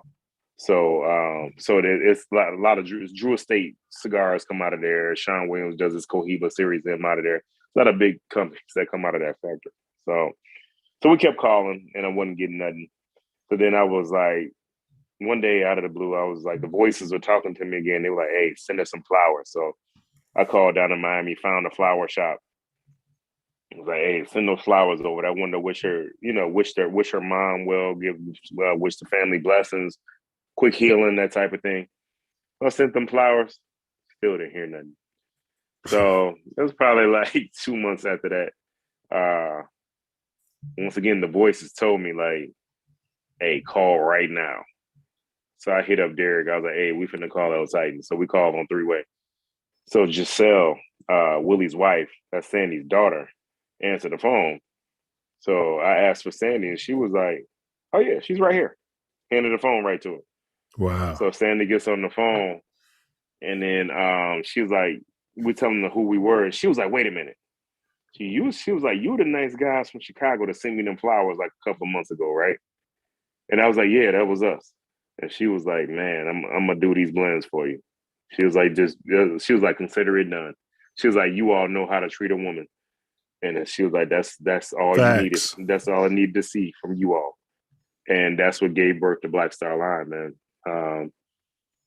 And it's a lot different than a lot of other smaller startup cigar companies, because I started off with a historic factory, man. And because the cigars that come out of that factory, dude, like, they did great cigars, big companies. And she actually told me, she was just like, due to they're such a small factory, they weren't really looking to bring on anybody like new or small. They only work with notable people. And I honestly was the last smaller company that they brought on. They're not bringing on anybody else. Wow. So when I say I literally crept in the door, it was literally crept in the door, So well, big ups to Sandy, and a bigger ups to your ancestors, because I believe those were the voices that you was hearing, bro. Yeah. The Arisha too. Yeah, the Arisha talk to me all the time. So hey, Nuke, you on your phone, right? I'm on the iPad. So Oh, my you're phone on is iPad. next to Okay. me. Okay. Mhm. All right. All right. All right. DJ Grilla said, "What's in your cup?" My man, you want to know what I'm drinking, good Yeah, brother? you want to know what's in your cup. Brook Lottie Classic Lottie. This is actually the pairing I have for my sun-grown Habano. It's like alchemy, so they go together perfectly. It's funny. I did an interview yesterday on IG Live. I was drinking Teeling Black Pits. So Jay Grilla, if you haven't had Teeling Black Pits, check that one out. Oh yeah, it's a good peated, smoky Irish whiskey. So say the name of that drink again. Teeling, Teeling. No, the one you sipping on, bro. Oh, the one, Brook Lottie. Yeah, Brook Lottie. Brook Lottie don't like nobody. Yeah, you look for the Tiffany color bottle. Yeah. It's a sneaky joker because it's 100 proof, but it don't taste like it. All you getting out of it, it has no bite to it. All you getting out of it is straight fruit notes. You know, kind of like that Kappa Punch, huh? yeah, that could touch you if you know what I'm saying, if you had too much of it. Yep. All right, so bro, what made you settle on the name? Because Black Star Lines is a very significant name, and so did this have to do with Most Def and Qualib? Or? Yeah. Not originally. So I am very huge on my ancestors. I'm an Ifa priest. A lot of people don't know that. So I praise my ancestors all the time. I praise their Risha all the time, right? Mm-hmm. So Black Star Line is Marcus Garvey's shipping company. Facts. So yeah, so Marcus Garvey had the original idea of shipping people and goods back to Africa from here. But he was buying dilapidated ships, so the ships weren't capable enough to make it all the way across to Ghana. So he made it to the islands, like Bahamas and that type of thing. You know what I'm saying? But the ships he had didn't have the gumption to make it because they weren't new ships. So take it back even further. Black Star Line is derived from the White Star Line. That's where Marcus Garvey got the name from. So he flipped it. He changed it from the White Star Line to the Black Star Line. Well, I'm ignorant. What's the White Star Line? That's what I was getting ready to tell you. Okay. So what's significant about the White Star Line is the White Star Line built the Titanic. So you know the White Star Line very well because you know the Titanic. Facts. So that's where Black Star Line came from. He saw the White Star Line, he changed the Black Star Line, then he did his thing. So, okay. Yeah, so like I said, I pay homage to the ancestors all the time. Everybody knows Martin Luther King. Everybody knows Malcolm X or Medgar Evers, but a lot of people don't talk about Marcus Garvey, man. So I thought it would be dope to pay homage to him and pay homage to what he was trying to do. And I love doing interviews, and I get that question all the time, and I love talking about it because everybody's like, "Dude, we didn't know that." And then it sparks people to look it up and read more about it. Cause I'm just giving you the Cliff Notes version of it just due to time, So, but when people that are interested in it, man, go read about the Black Star Line. Go read about him and how he started and how Marcus Garvey and how it failed and that type of thing. So, All right. But everything that I use for this company means something.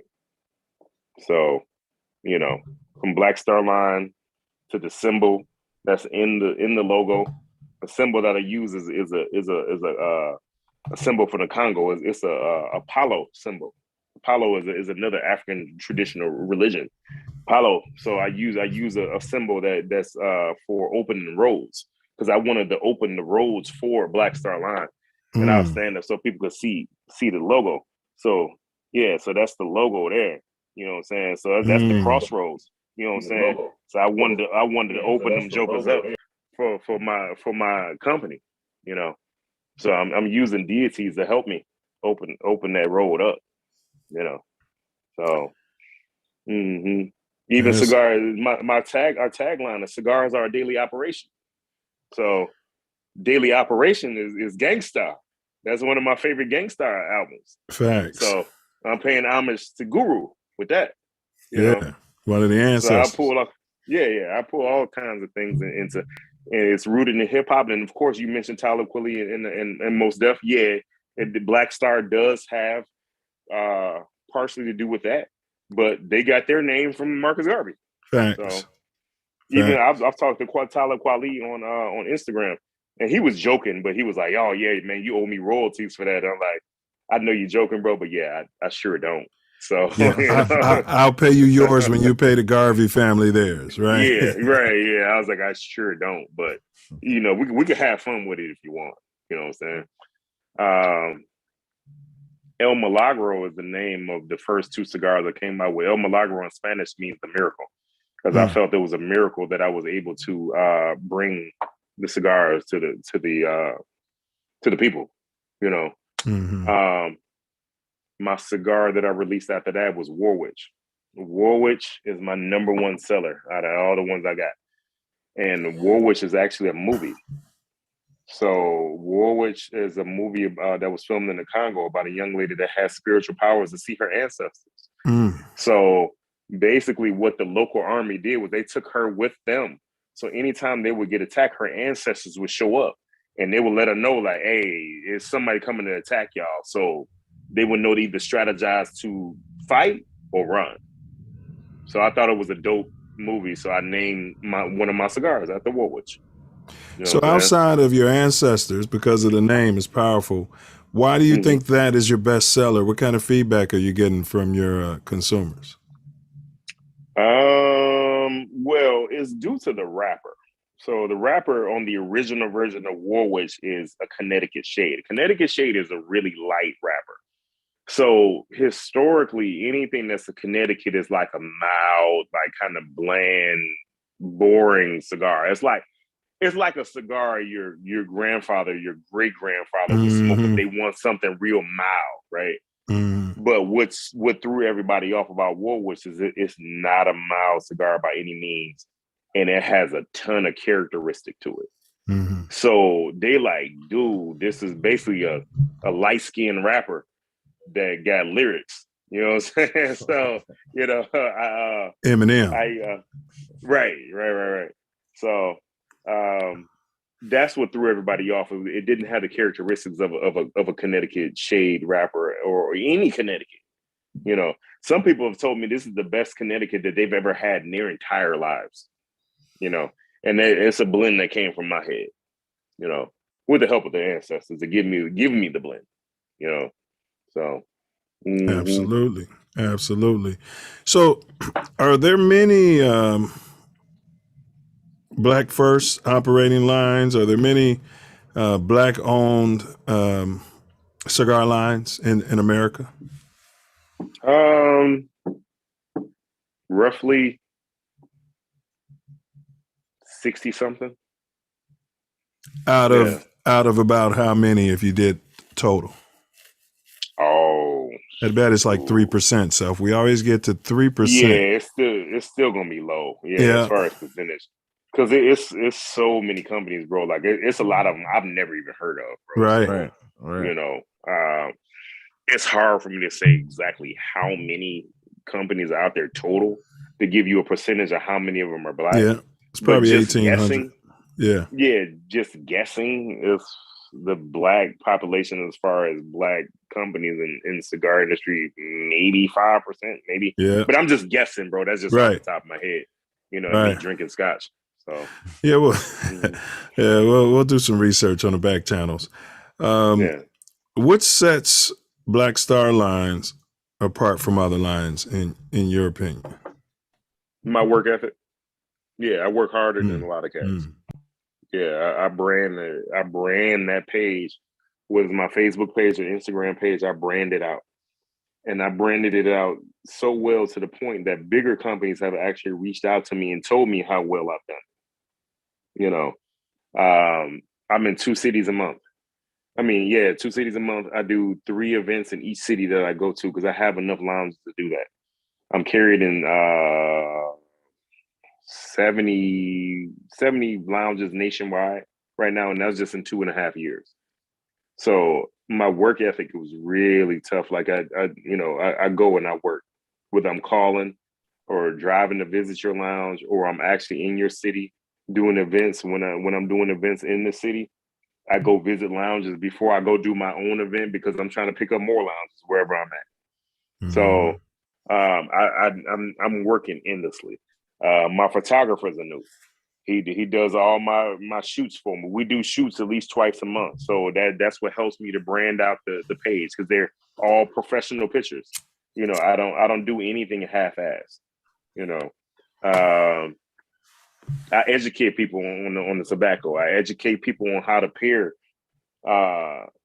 whether it's coffee or alcohol. If you want to know how to pair it with my cigars, because I have a pairing for all of them. I do that. So I do everything to try to increase the experience of how people can enjoy themselves. Mm-hmm. Because ultimately with cigars, man, a cigar is all about relaxation. Facts. It's relaxation, or you in the golf course conducting business, or you on the golf course having fun, or you're in a business meeting having a cigar, closing the deal. I want to help you navigate that. And I've been successfully doing that, you know. And that's why a lot of people like me. And then I got a lot of advocates in the industry that rock with me, whether they white, black, Hispanic. I got a lot of people that rock with me, man. And they want to see me win. And they told me they're going to help me see me win. So help me win. So, you know, it's a great industry, man. I couldn't think of a better industry to start a business in, because all the owners I've run into, man, they're all very, very, very, very helpful. And they didn't look at me as competition. They was just like, dude, like you have the ambition and the drive to be in here. And it's not a lot of Black people that want to be in the industry and do it right, you know, and that's what I strive to do, was to do it right and to earn the respect of my elders, you know what I'm saying? Whether it's Sean or Skip and Mike from Roma Craft, or Nick from Foundation. Like I literally know all these cats, and they all poured into me. And that's another reason why I do well, is because I got the help from the cats that have been doing it for 20 years plus. Right. So, Well, we did some research. They said it's up to 42,000 cigar lines in the U.S. Could be 50,000. Yeah, it's a huge number. So you said there's 60 Black, so that's even smaller than 3%.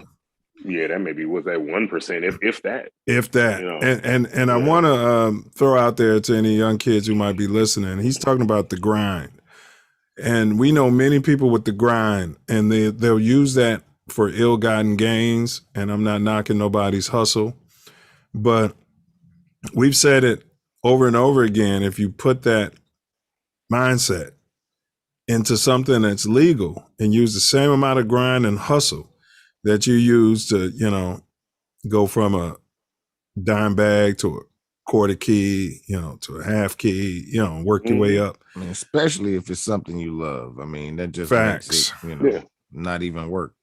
You facts. But most cats just love the money. You know, I'm talking about the young homies.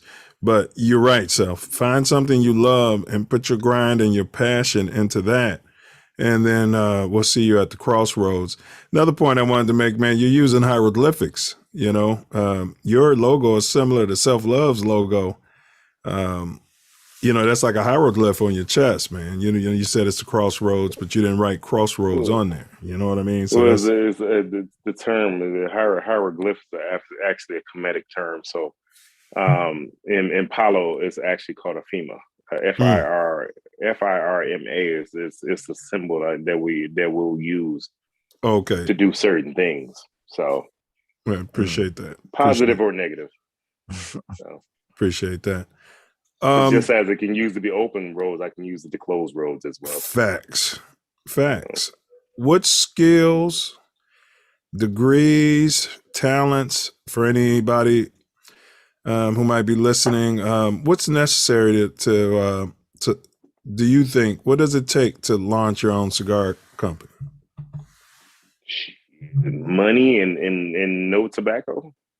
Yeah, you just it's actually pretty simple. Yeah, and then know what licenses you need to have. It's actually not a hard, as far as the licensing and all that stuff, is actually not hard. Even the money part is actually not hard, because I think I put in, when I started off with El Titan Browns, I think I might have spent $10,000 maybe. You know, to start a business, that's not a lot. Right. You know, but you gotta know the tobacco, so you know if you're putting out a good blend or not. And then you can't. A lot of us are falling into this trap because a lot of us want to shortcut stuff, and that's the stuff I don't like. Okay. So when I say that, like, I put together all the blends for my stuff. Like, nobody does that for me. I put it together.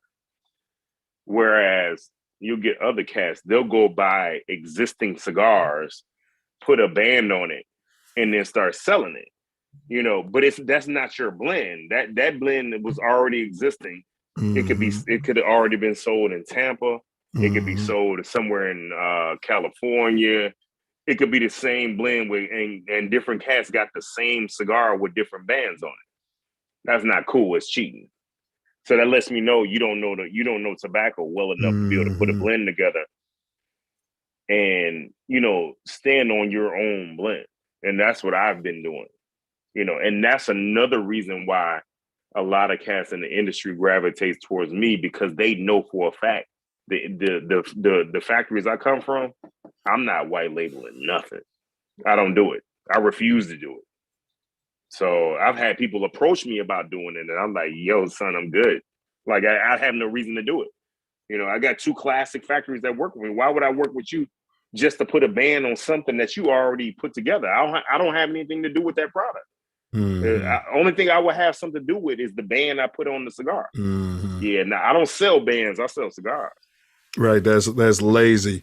DJ Grilla said Luge, L-U-J, is one of his favorite Black-owned cigar lines, and he had a question: how do you feel about the new age turn-up cigar lounges? Well, rest in peace to Luge. I never met him. Rip. He passed. Yeah, he passed before. He passed like right when I came into the industry, so he was been sick for a while. I smoked some of his stuff. The later on stuff, I didn't appreciate it. I heard that his early on stuff, and I heard Up Down has a lot of his early on stuff. I heard it was fire, but I've never had it, so I can't speak on it. I'm going to speak what I had. But anyway, the turn up lounges, I don't like them. I'm more of a traditional cigar guy, whereas if business can be conducted, it can be conducted. That means when I say that, it's like, okay, so if you're in the lounge, yeah, you got some music playing, but it's background music. Right, it's not loud. Like, yeah. I don't have to yell at you. Right. You know, and then I don't want to be sitting down and there's somebody's ass right in my face, because there's so many people around that they gotta stand that close to me. You know, that doesn't sit well with me. You know, I'm a traditional dude. And that's why when I come home, a lot of times you won't catch me in the lounges in Chicagoland area, because I smoke in my garage. Because if my heater is working and it's not burning out and all that stuff, I would have done the interview out there, and I would have been blowing clouds of smoke and drinking scotch as I was talking to y'all. But my wife would kill me if I smoked cigars in the house, so we're not going to do that. Big ups to wife. Right. But I'm more so like in the middle. Like, you know, I like to go to a lounge that's playing hip hop, but it's not too loud. Yeah.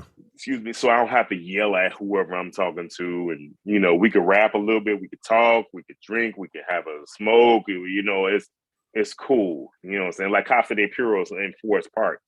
It's sort of like that. The music's not, it's loud enough for you to hear it, but it's not too loud where you're just like, you know, you're like, what? What did you say?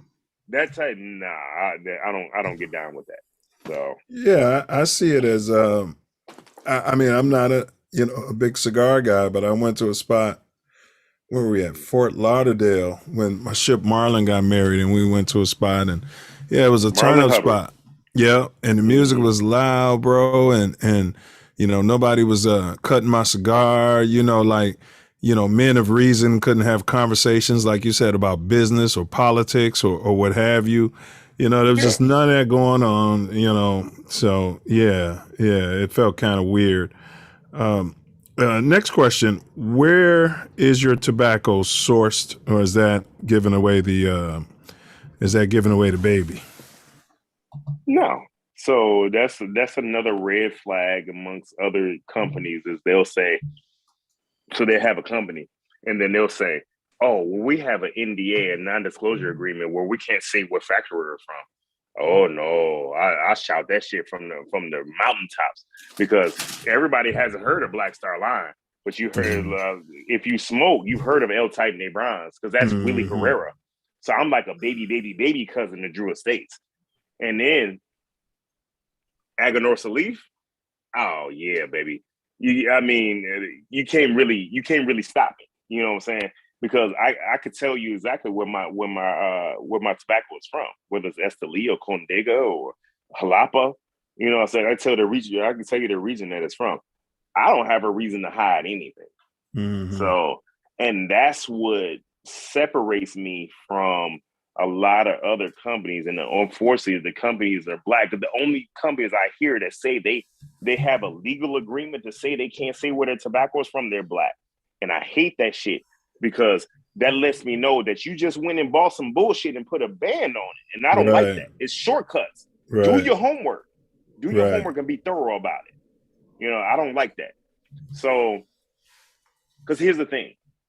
What if you're getting a product from a factory, and I don't care what industry it's from, if it's a good product, what factory or manufacturer doesn't want you to know it's from that factory? Right. Why would they want to hide it? Because it brings more notoriety to the factory and it makes people want to patronize that factory more. So it doesn't make sense, But when I hear that, I just say, hey, if that's how you want to go, it's cool. It lets me know that I can only help you in limited quantity. Mm-hmm. If you can't even say where your tobacco is from, there's not much help I can do for you. I guess it's like being a noob and you can't say what chapter you're from. Yeah. It's weird. Yeah, weird. So, well, let me ask you. That's a great point. Sounds like you got to be able to speak Spanish too to get into business. But how did you develop? He's using those words. He's like, "Oh my God," he's rolling his R's. But how did you develop your relationship with the rollers, etc.? How did that come to be? Well, if you're gonna develop a relationship with the rollers, you got to go to the factory. Okay. So, I know the roller. I have pictures of the rollers that roll my stuff at L-Type Nebrons. I've never been to Nicaragua, so I don't know any rollers personally in Aganorsa. So everything I've done with Aganorsa has been completely remote. Okay. In which people have been amazed by that because they're like, dude, so you putting these blends together, man, and you've never been to the factory. I've never been to Aganorsa's Leafs factory, and I'm doing just fine. So, but I've been to L-Type Nebrons. They own Calle Ocho, and little Calle Ocho is 8th Street in Little Havana, Miami. So So anybody can go in. Well, I was gonna say anybody, but due to COVID, they kind of stopped people from coming in there. Because the whole factory had caught COVID at one point. So, okay. How long do you think it took you to begin to feel adequate as a cigar expert? Bro, I still don't consider myself an expert. I'm a beginner, to be honest with you. There's so many people that know way more about tobacco than me, man. It's crazy. Like it was Skip Martin I sat with Skip Martin and Mike Rosales from Roma Craft. They're out of Austin, man. And they know a ton more about tobacco than me. Sean Williams knows a ton more about tobacco than me.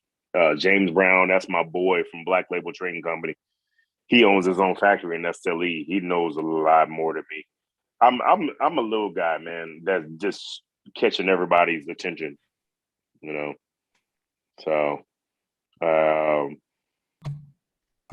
just throwing everybody off with the blends because even Robert Caldwell, he smoked my Warwick, and he was like, this motherfucker is banging, and he said it's got to be more than tobacco in here.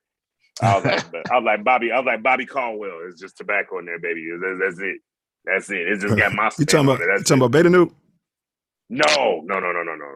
Robert Caldwell owns Caldwell Cigars. Okay. So yeah, he's a good friend of mine. Matt Booth from Room 101 is a good friend of mine. Okay. Like, you know, me and him did an IG live, man, and we talked maybe about 3 or 4 minutes about cigars. Because he's a wild dude. He's a Marine. So he says a lot of like shock value stuff. But what he didn't realize was I was going, whatever energy you give to me, I'm gonna give it right back to you. So me and him was just going back and forth for like an hour. We had everybody that was on there watching was rolling. And then when the IG live was over, he hit me and he was like, dude, here's my number. Anything you need from me, bro. He was like, you got it, man. He was like, man, call me anytime. He was like, dude, he was like, I respect your ass to the fullest, you know? So, you know, I'm just achieving, dog. You know what I'm saying? I'm just getting it in and letting these cats know I'm on their ass. And especially when I pulled out this Benny's deal, I'm letting them know that I'm on their ass. Right. You know, so, and that's just 2.5 years in. Imagine what I'm gonna do 10 years. So, facts. We got a question in the chat. Tell me what you think your dream blend would be. My dream and what? Your dream blend, cigar blend would be. Oh, dream blend. That's interesting. Well, let's see. I got 5 different cigars already. I got a new one coming out for PCA, which used to be IPCPR, which is a Sumatra wrapper with a San Andreas binder and Nicaraguan filler. I've always wanted to do something with a broadleaf, Pennsylvania broadleaf. So maybe a Pennsylvania broadleaf with Sumatra binder. And just off the top of my head, maybe a San Andreas and a Jalapa in the filler, you know, a medium full body cigar. So, and that's just off the top of my head. I'm just around just thinking about stuff, you know. I actually did that in Martinez Cigars in Manhattan. They weren't interested in doing something with me. And I asked them, what tobaccos do you have available? So they told me, and I rolled off a blend right off the top of my head right there, and they rolled it for me. So, and then I perfected the blend because they kept sending me samples, and I was like, that ain't what I asked for. This is what I asked for. So they kept sending them, and I perfected it. So I'm just waiting to bring it out. So I'm gonna see who's gonna pick it up. One of these retired NBA players is gonna pick it up. I got 2 of them. So everybody knows I'm affiliated with Tim Hardaway. A lot of people don't know the second dude that I'm affiliated with. I'm waiting to release that. So, is it Mark Aguirre? You don't have to answer it. All right, but here we go. No. No. This motherfucker can dunk like a motherfucker, though. Oh, whoo. Yeah. So that didn't really narrow it down, though. So. Yeah, we working to get Big Mark on the show, man. He be out in the heights. But in your opinion, what constitutes a fine cigar? What constitutes a fine cigar? The construction of the cigar, the pull. Nobody wants to be like you're, like you're drinking a shake, and then like the fruit gets caught at the bottom of the straw, and you're just really trying to suck it, and it won't come out. Yeah. So nobody wants that. You so want the draw. Yeah. Yeah. Not too loose, but not too strong either. Yeah. And then the quality of the tobacco is ultimately the most important. Because I've gotten to the point, if it's the first 3 or 4 pulls, I can tell you if that cigar is gonna be shit or not, you know. And then I'll continue to smoke. I'll continue to smoke it to see if that changes. But I haven't been wrong yet. So, yeah, the tobacco's gotta be good. You know what I'm saying? Aganorsa leaf grows great tobacco. Placencia Placencia grows tobacco for damn near the whole cigar industry. AJ Fernandez grows a lot of tobacco. Those are really the three that grow a lot of tobacco for everybody. AJ Fernandez, Placencia, Aganorsa Salif, or Tapsa as their other name, you know.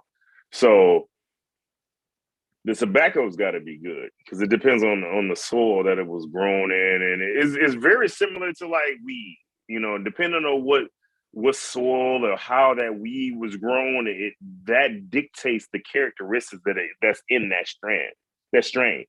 So same thing with a tobacco leaf.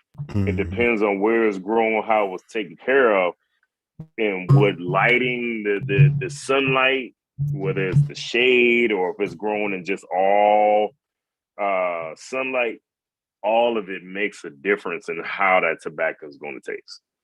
So, you know, there's a lot of smaller factories out there that grow tobacco, and it's just shit tobacco, and you know, and they're in people's inboxes like, hey man, we'll roll a cigar for you and blah blah blah, and because they're doing that because their tobacco is shit. So like Aganorsa leaf, the Aganorsa leaf will never appear in anybody's inbox asking somebody to do business with them. They don't need it. They're at capacity. So they're not even bringing on any new clients anyway. AJ Fernandez, you'll never see that. Nika Sueño, which is Romacraft, you'll never see him. Oveja Negra, which is a Black Label Trading Company. James Brown will not be in your inbox asking you if you want to do business. You don't have to, you know.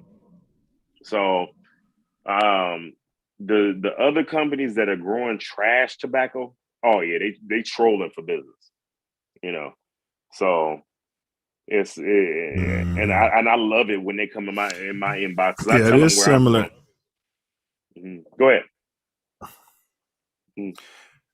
That is similar to the weed industry. You know, people run up on you. I got this.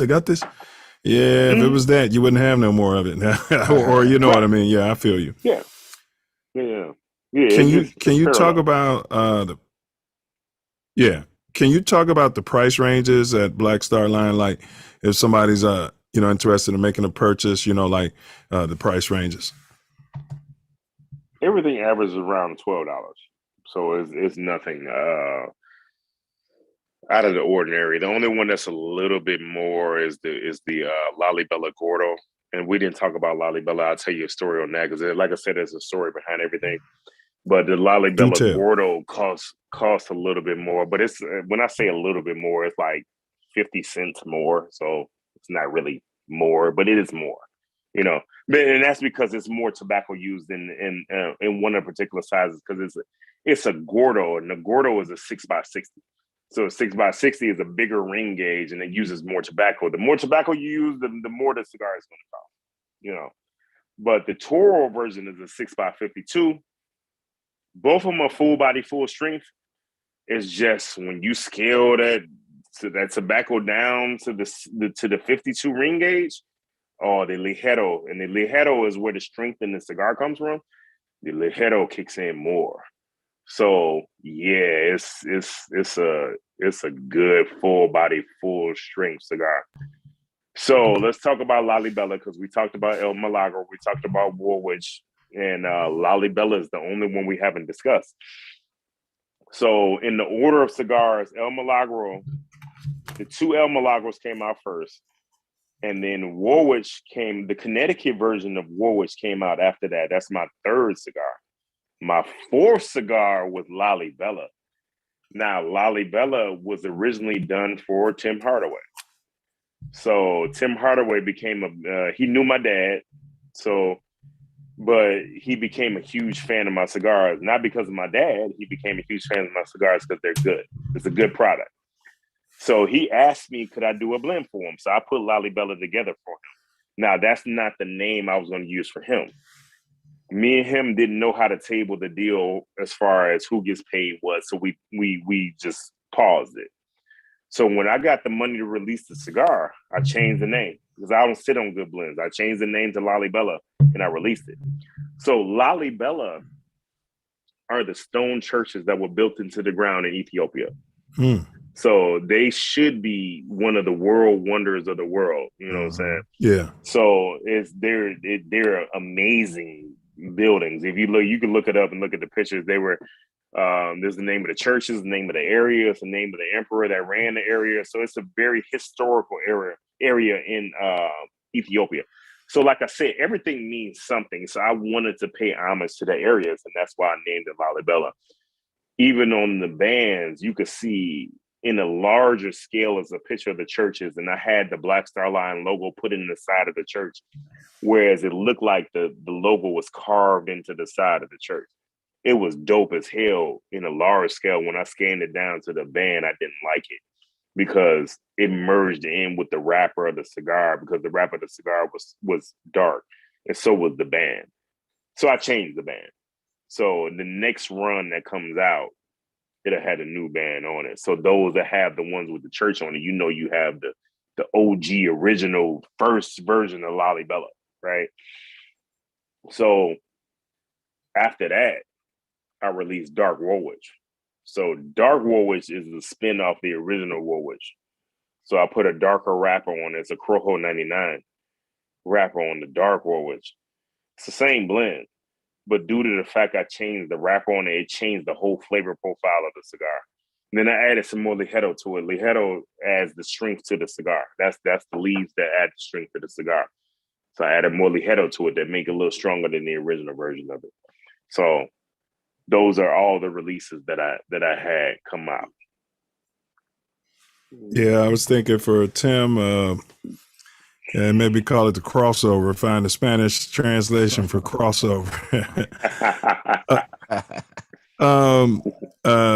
This is something I tell all cigar smokers, man, and they look at me like I'm crazy. Me and Self Luv, we came across some Colombians when we was on the yard. His ship, Brother Campbell, had got a hold of some Colombian stogies. We ripped up like 4 of them trying to roll reefer in them, man.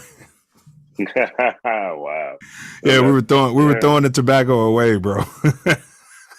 Yeah, that hurts my heart, bro. Yeah, but I it know. may have been a bad cigar too, though. So it may, it may not have been too much of a loss. Correct. And if you know better, you do better. Yeah, I don't know many cigars out of Colombia that I've had and that they were good. So yeah, you might have had some bullshit Cubans, anyway. They were Cubans. Oh yeah, they were Cubans, bro. That's right. They were Cubans, bro. They were Cubano. Yeah, that whatever. If you talk to Brother Horn, you know what I'm saying? That doesn't mean just because it's from Cuba don't mean it's actually rolled at the factory. Correct. You know what I'm saying? They just in some of them cats are just in Cuba scooping up scraps off the floor and rolling them up and like, yeah, man, this is from Cuba. Correct. Yeah, it's from Cuba. But it might not have been the best tobacco from Cuba. Right. So that's what you got to be careful of. You got to, if you're buying Cuban cigars, you got to make sure that they're actually rolled by the factory. Because if you go to Cuba, dude, you walk around, man, they just rolling cigars everywhere. Yeah, you know what I'm saying. So yeah, so that it's Cuban, but is it a Bijique? Was it a Cohiba? And them joints are extremely expensive. Not necessarily. You know what I'm saying? Right. So it just depends. Like you can get some garbage. You can get some garbage weed from Jamaica, I imagine. You know what I mean? Yeah. Like Macanudos used to be grown in Jamaica. Macanudos is a cigar company. It used to be grown in Jamaica. It's a lot of tobacco that's still grown in Jamaica. Yeah. It's just the soil isn't as rich and nutrient dense as say like Dominican Republic or Nicaragua or maybe Honduras. You know what I'm saying? But they still grow. They grow tobacco in Jamaica. You know what I'm saying? Along with the weed. You know what I'm saying? They grow all that stuff. So Macanudo started off in Jamaica, and then they ended up moving to. I don't like Macanudo cigars, so I think they moved to Dominican Republic or something. But the blends that they put together, they don't sit well with me. They sell a lot. It's just not for me. So understood. How has support been from the Black community as far as shopping with you? It's been good. I don't really have anything to compare it to because it's my first time running a cigar business. So I can't say like, oh yeah, well, this business was better than that. You know, a lot of Black people do smoke my stuff, but I don't focus on just Black people because it's not just Black people that smoke. So I focus on everybody. I want people to enjoy a good cigar because my thing is, I said, and I've said this on plenty of interviews, if everybody smokes cigar, a lot of this bull crap that's going on amongst us probably wouldn't happen because everybody would be fucking relaxed. Right. So everybody would relax, chilling out, smoking a cigar, and drinking some kind of whiskey or rum. You know what I'm saying? Because the only time I came across some kind of like quote unquote racism in a cigar lounge, I was in Dallas. And I'm gonna go ahead and say the name because I'm with the shits. It's called Blue Smoke. It's right by the airport, right by Love in Dallas. And the moment I walked in, it was like 4 of us walking in. The moment we walked in, and this older gentleman, and of course he wasn't our complexion. The moment I walk in, this motherfucker, he says, "Oh, man, Black Lives Matter showed up." So I was like, "The fuck?" So I was like, "Okay, I got you, bro." So I went in the humidor, got me a cigar, came back out, and I saw some Aganorsa Leaf stuff in there. That's the factory I'm from. So I'm looking at, just seeing what they have. So while I'm doing that, my buddy Cliff is going to get one of the magazines I was in there. So he goes to get the shit and rolls right to the page where it's got my big black face on it and hands him the magazine. So old boy was like, "Wait a minute, you own a cigar line?" I was like, "Yeah." So he proceeds to say, "Oh, well, what's the name of the cigars?" And I was like, "Oh, it's funny you asked that because the name of the cigars is Black Lives Matter." So then he says, "Oh, I mean, I'm for real. Like, what's the name?" I was like, "I'm for real too. It's Black Lives Matter, motherfucker. Like, what the fuck? Like, if you." I was gonna say the same thing. Yeah. I'm like, bro, approach me with some kind of respect, dude. I don't know you. You don't know where my mental space is at, man. Like he could have said that, man. I could have flipped out and just jumped on him. Right. And dude had to be at least 70, So I'm just like, bro, I don't understand that. I don't understand like the bravado, blind insults. Yeah, like dude, if you, because I like to troll, I like to joke, but I won't really go at you like that until I get to know you a little bit. Because I need to know if you're gonna get mad or not. Yeah. Because I need to know if we're gonna end up fighting. Right. When I realize we're not gonna fight and you could take a joke, yeah, we're gonna joke. And you can joke me, I joke you, it's fine. But if I'm not sure if a cat gonna be able to take a joke, and we're gonna and if something I'm gonna say we're gonna end up throwing hands, I'm a restrict what I'm gonna say. But dude felt very comfortable saying when 4 black dudes walked in that we were Black Lives Matter. He was in Dallas and he was 70 and I'm like, bro, I was like, he remembers when. He remembers when he could just be like, "Hey, I can tell them what I want to tell them, and they just listen." Yeah. Black Lives Matter. I'm like, bro. Black Lives Matter. Waxed him and left out of there and been in the car and been gone. Yeah. It wouldn't have been worth it. Yeah, it's not worth it. And I'm a Yankee. I'm not from the South, but my last question in this segment, and then I'm gonna throw it to Self Love, is Black Star Line Cigars. Do you guys accept investments or investors? We're looking for them. Yeah, anybody that wants to entertain it with me, we'll talk. I need money to help us keep buying blends and that type of thing. So yeah, I'm open to it. It's just it's got to be with the right person. It's got to be the right deal. Everybody's got to be comfortable.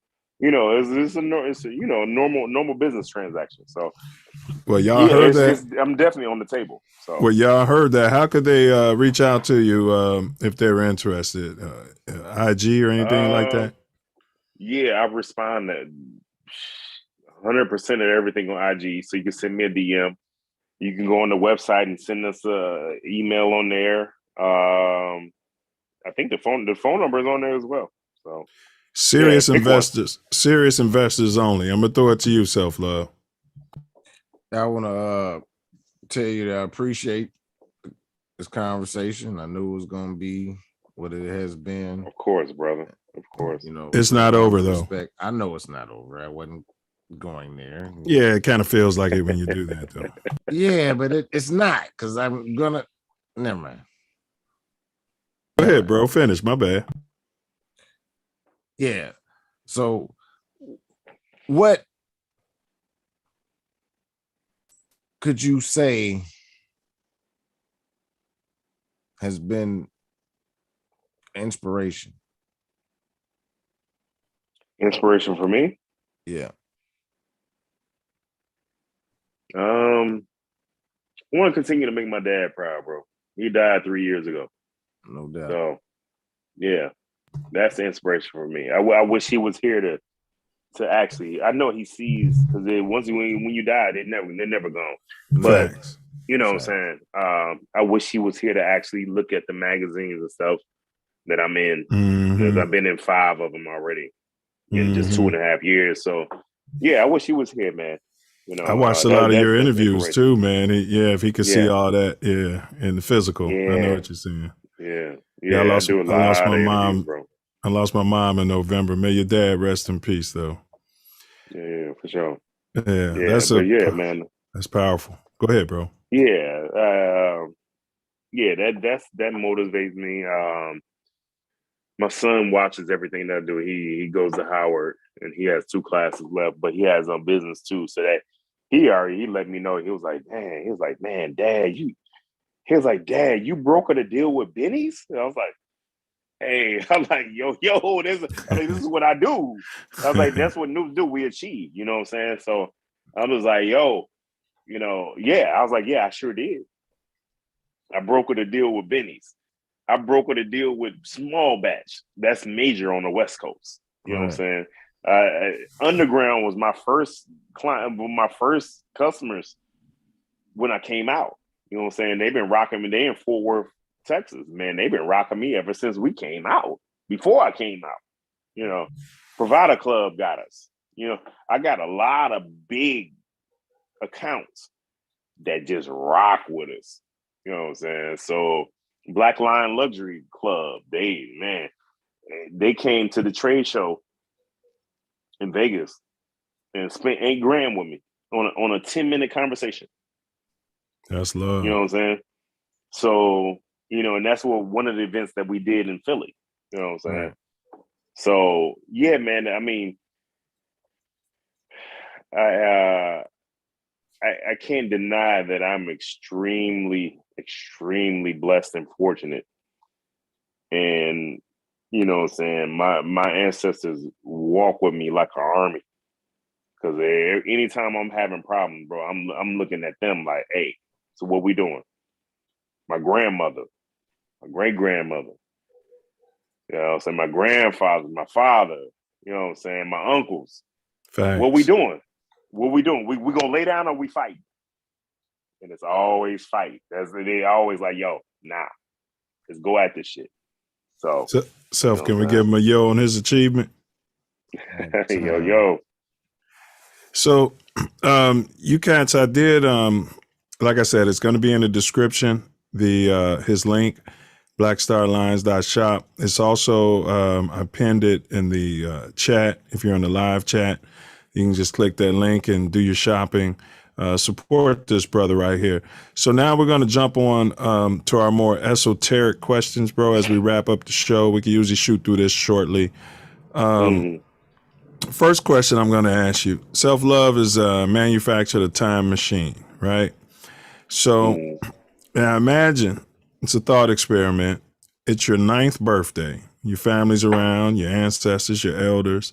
They got the cake going with your 9 candles, and they tell you to make a wish and blow out the candles. And you wish to see your adult self. So now you're your adult self. What would you say to your 9-year-old self on his 9th birthday?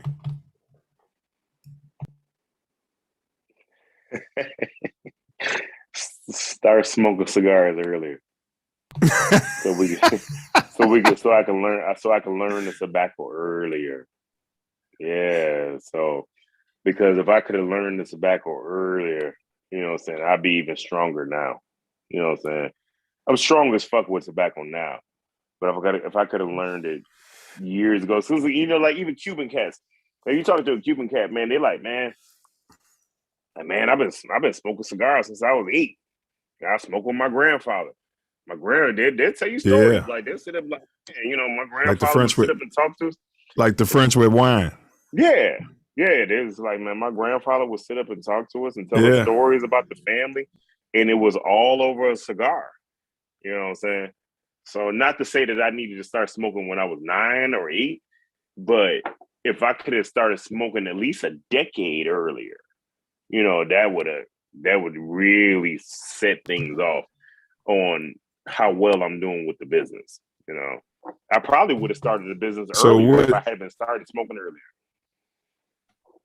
So what age would you tell yourself to start smoking? Because I know you were playing sports and stuff. So yeah, because you don't want to tell the kid start earlier and then he goes out and starts smoking. Well, here's the thing: is you don't inhale cigars, so it doesn't really affect any kind of performance at all. Right. That's why Jordan used to smoke cigars before his games, and he'd have a beer because it didn't affect him none. You know what I'm saying? It wasn't like he was doing crack or something. Yeah. You know what I'm saying? This is stuff that just passes through your system real fast. So honestly, bro, I would have said like 18.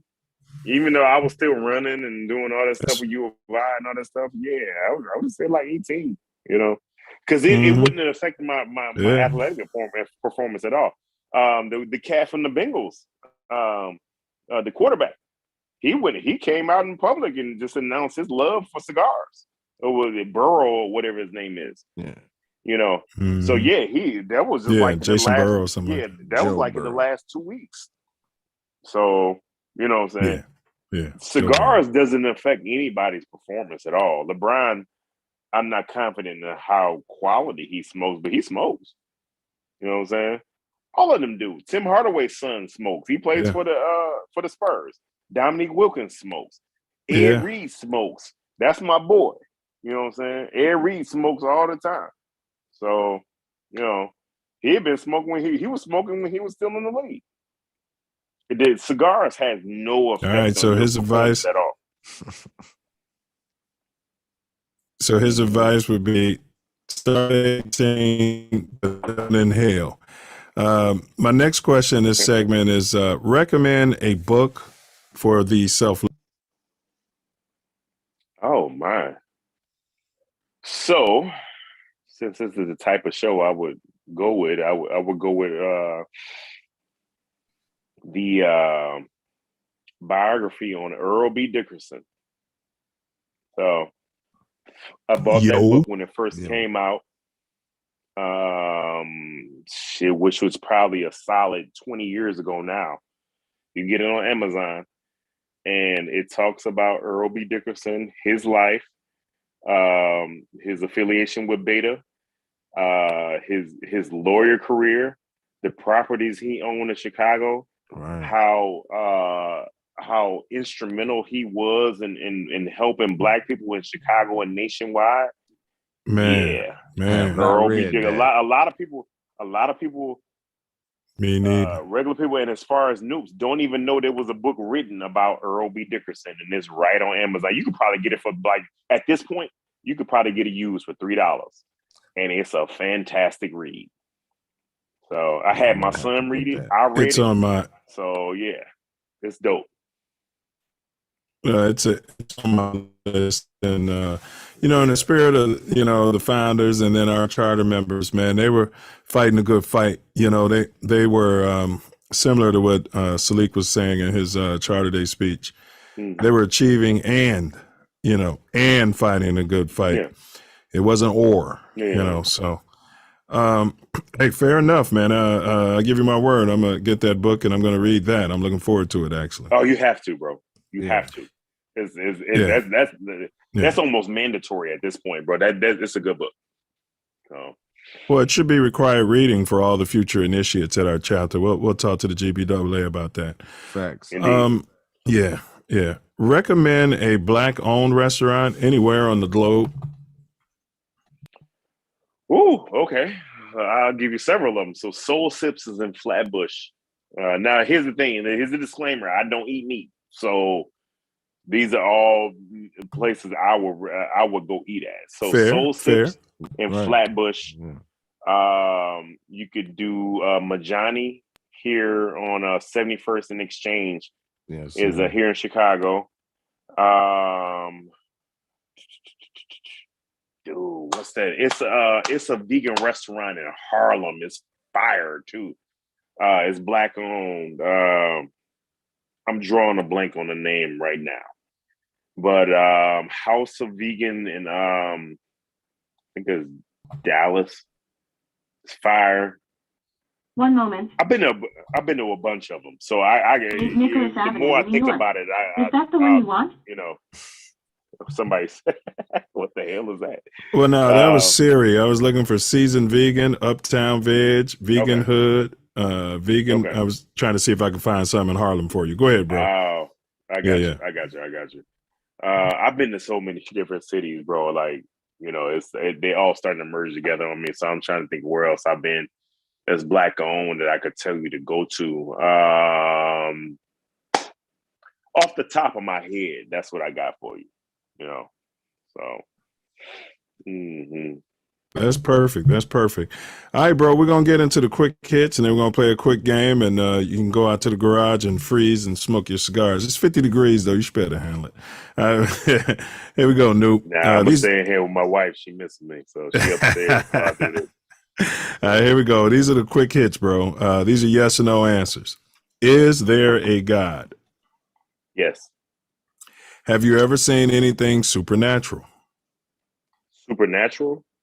Yes. No. Have you ever seen a unidentified flying object? No. Have you ever seen an alien? No. Did human walk on the moon at any time, specifically during the Apollo program? If I repeat what my dad said, no.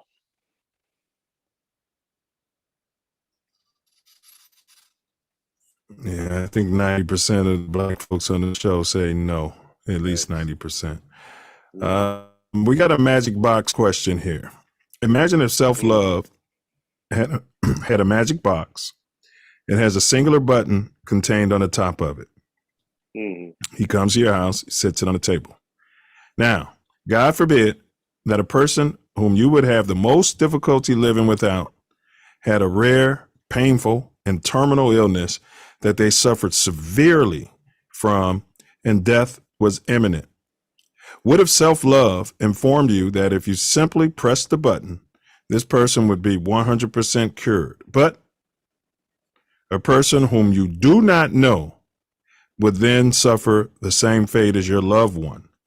Do you press the button? Yes. What? Wholeheartedly. What's the meaning of life? The meaning of life? Enjoying yourself. Because the thing is, you don't know how long you have on this earth. You don't know how much money you're gonna make. So, but you can control your level of enjoyment. And that's a subjective thing, based on how much money you make and all that. Enjoyment is enjoyment. You could just be at the crib enjoying a fucking $20 bag of weed, and that's enjoyment to you. But it's enjoying life to the fullest and getting new experiences and trying to travel and that type of thing. So yeah, I would go with that. Yeah, I would concur, bro. People are living in huts in different remote parts of the world, and they got smiles on their face. And yeah, it's subjective. Joshua said it's subjective, relative. And Joshua said, enjoy life. So anything new that we have not covered? You sound a little robotic right now, bro. Yep. But yeah, I'm thinking. Are you asking? Is there anything we haven't covered? Yes, that's what he asked. Okay. Yeah. No, I mean, Is there anything that you wanted to add?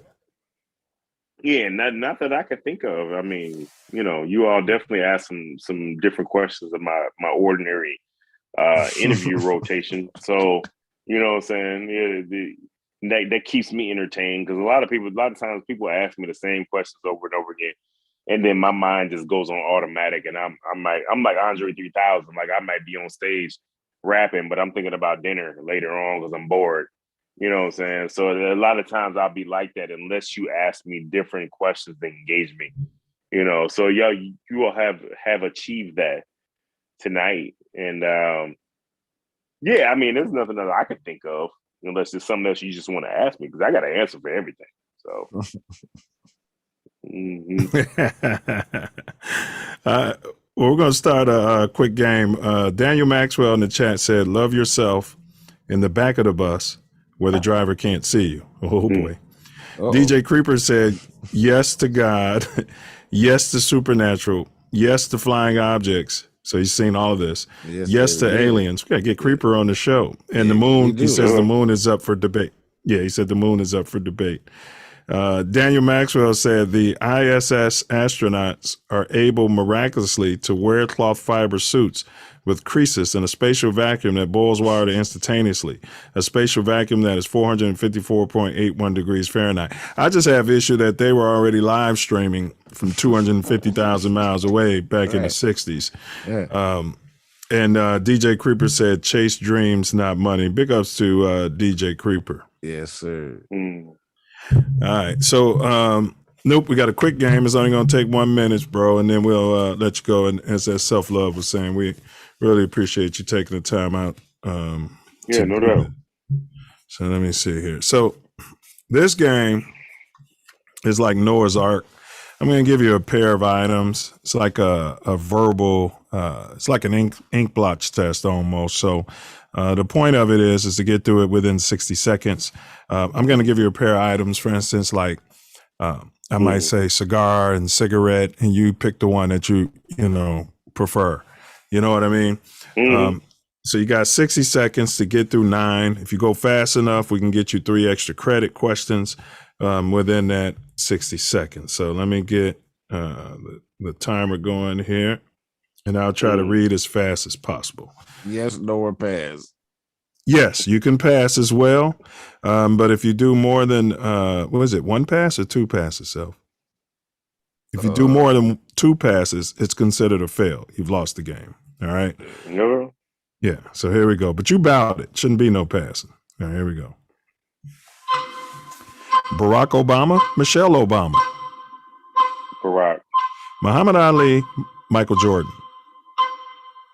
Ali. Nas, Kanye West. Nas. Martin Luther King Jr., Malcolm X. Malcolm X. The Democratic National Committee or the Black Panther Party? Panthers. Defund 12 or refund 12? Defund. Anarchy, tyranny? Anarchy. A mega church pastor or a politician? No, the first one. Mega church pastor. B.I.G. or Tupac? Pac. Pookie or oath-breaking policeman? Pookie. 1738, Uncle Nearest. Uncle Nearest. Here's the last one. Cigars taste or smoothness? taste. All right, that's it. He got all 12. Self Love. He got all of them. No doubt. Hey, man, good shot. And any big ups or shout outs you want to do before you break out? Of course, shout out to the noobs, greater, better noobs. All the time. My wife, if she decides to look at this, and my daughter, and my family. Big ups. No doubt. Yeah. But and shout out to Self, so yeah, I appreciate y'all having me on. Appreciate you doing this, good Noop. And Self Love, you got any words for the brother? Thanks again. And gonna do this down the line at some point. Yeah, let me know. I'm with more it. blends out. I already have the vision. I already know what's coming. We're going to support this brother. If you smoke cigars, then you need to test it because he's blessed with the gift. So absolutely. All right, good Noop. We definitely don't kick no Noops out. We damn sure don't kick no greater beta Noops out. And so we appreciate you, brother. I appreciate y'all more. And you're on your true achievements, brother. Keep it up. So, yo. Magnanimous, huh? Man, amongst all of the technical difficulties, still got an amazing show out of it. You know why? Because we're greater than our excuse. No, I mean,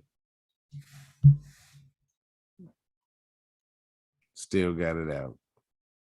Got started late because of technical crap, just out of the blue.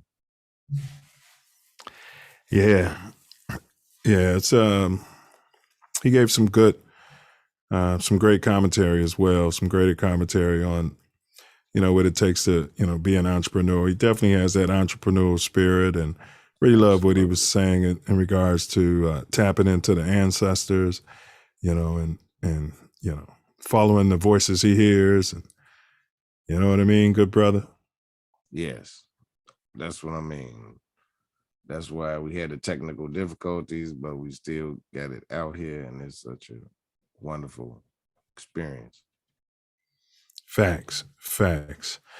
So, yeah, man, we had technical difficulties from the start all the way throughout the show, but hey, Booker balls, that's what he does, and don't stop. The Self Love Show will go on. That's the motto, right? That's for sure. And lemons turn to lemonade. If they get knocked off the trees, gotta do what we gotta do. Yeah, we built for this, bro. We are built for this. So let me just go over y'all that riddle again. Nobody in the chat solved it. Self Love hasn't given me a thumbs up, so it looks like it's going to be a tie.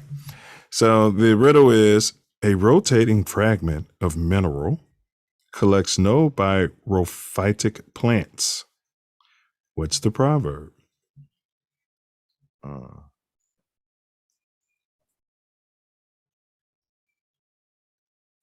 when I tell you, you're going to be pissed. There's something rolling, but I can't.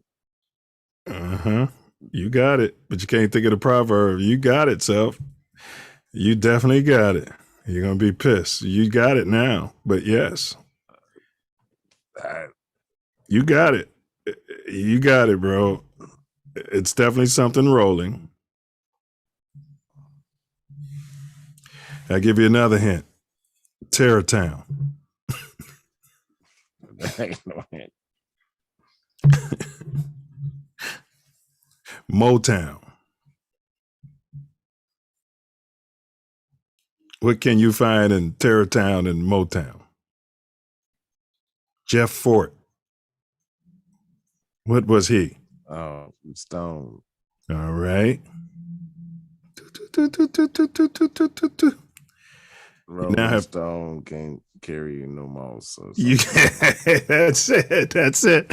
No one gets a point, but it's a Rolling Stone gathers no moss. This is exactly right. So you had it. You just couldn't think of the proverb, bro. Yep. Yeah, it's exactly what it is. I was gonna say, I don't think I know that proverb. No. Oh, okay, all right. That's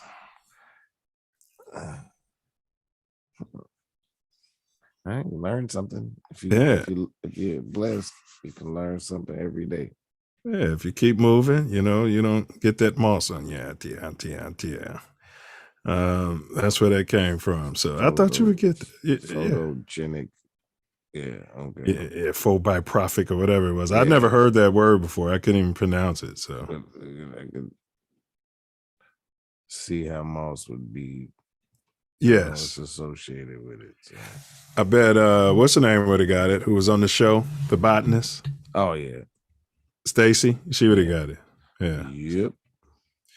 All right. So next week, we have a silverbackette stepping in the building. So we're definitely looking forward to that energy. Definitely need more of that energy around, and absolutely profound individual who is definitely. I don't want to say politics because that kind of turns people off, but I'd say the Black movement. Would that be fair? Yeah, that'd be fair. Extremely Black first. So that's what we got next week, and it's under our Black Achievement series. And if you tune in tomorrow on Mouthpiece Included, right here on TATN, we're covering the Winter Olympics. Who gives a F? Like that, so? So as I said that, the Black lady won the gold medal. Huh? Now I give a F, but right. You like that?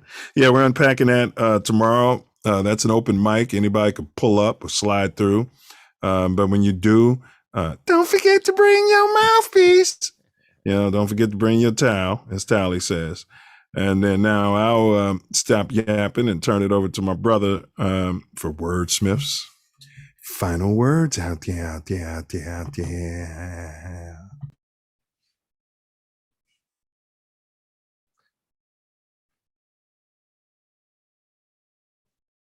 We need more entrepreneurs.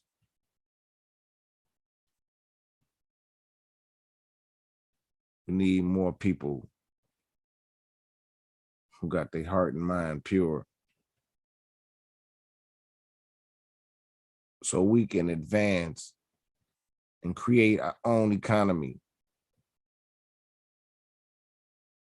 and get out of this 9-to-5 lobotomy. We need more people to look to their ancestors to provide the path, because they can bring you things when it don't add up in the math.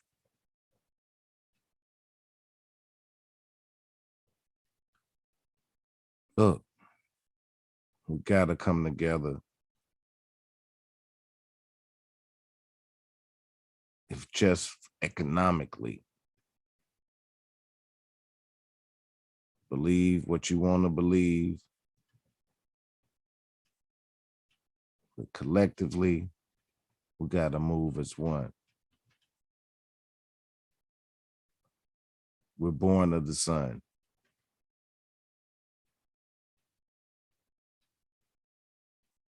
They scared of what we gonna become.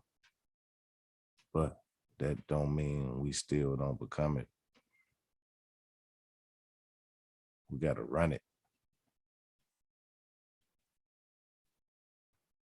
But we gotta look for each other first.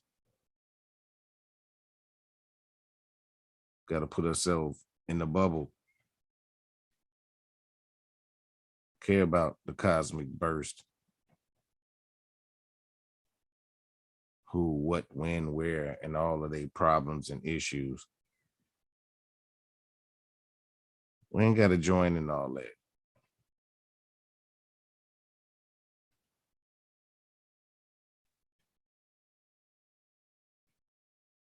You need to grow every day. Be better than you was yesterday and help the next man grow. Pay it forward.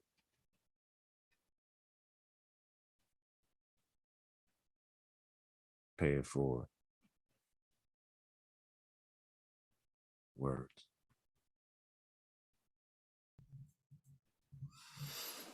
Well stated. Well stated.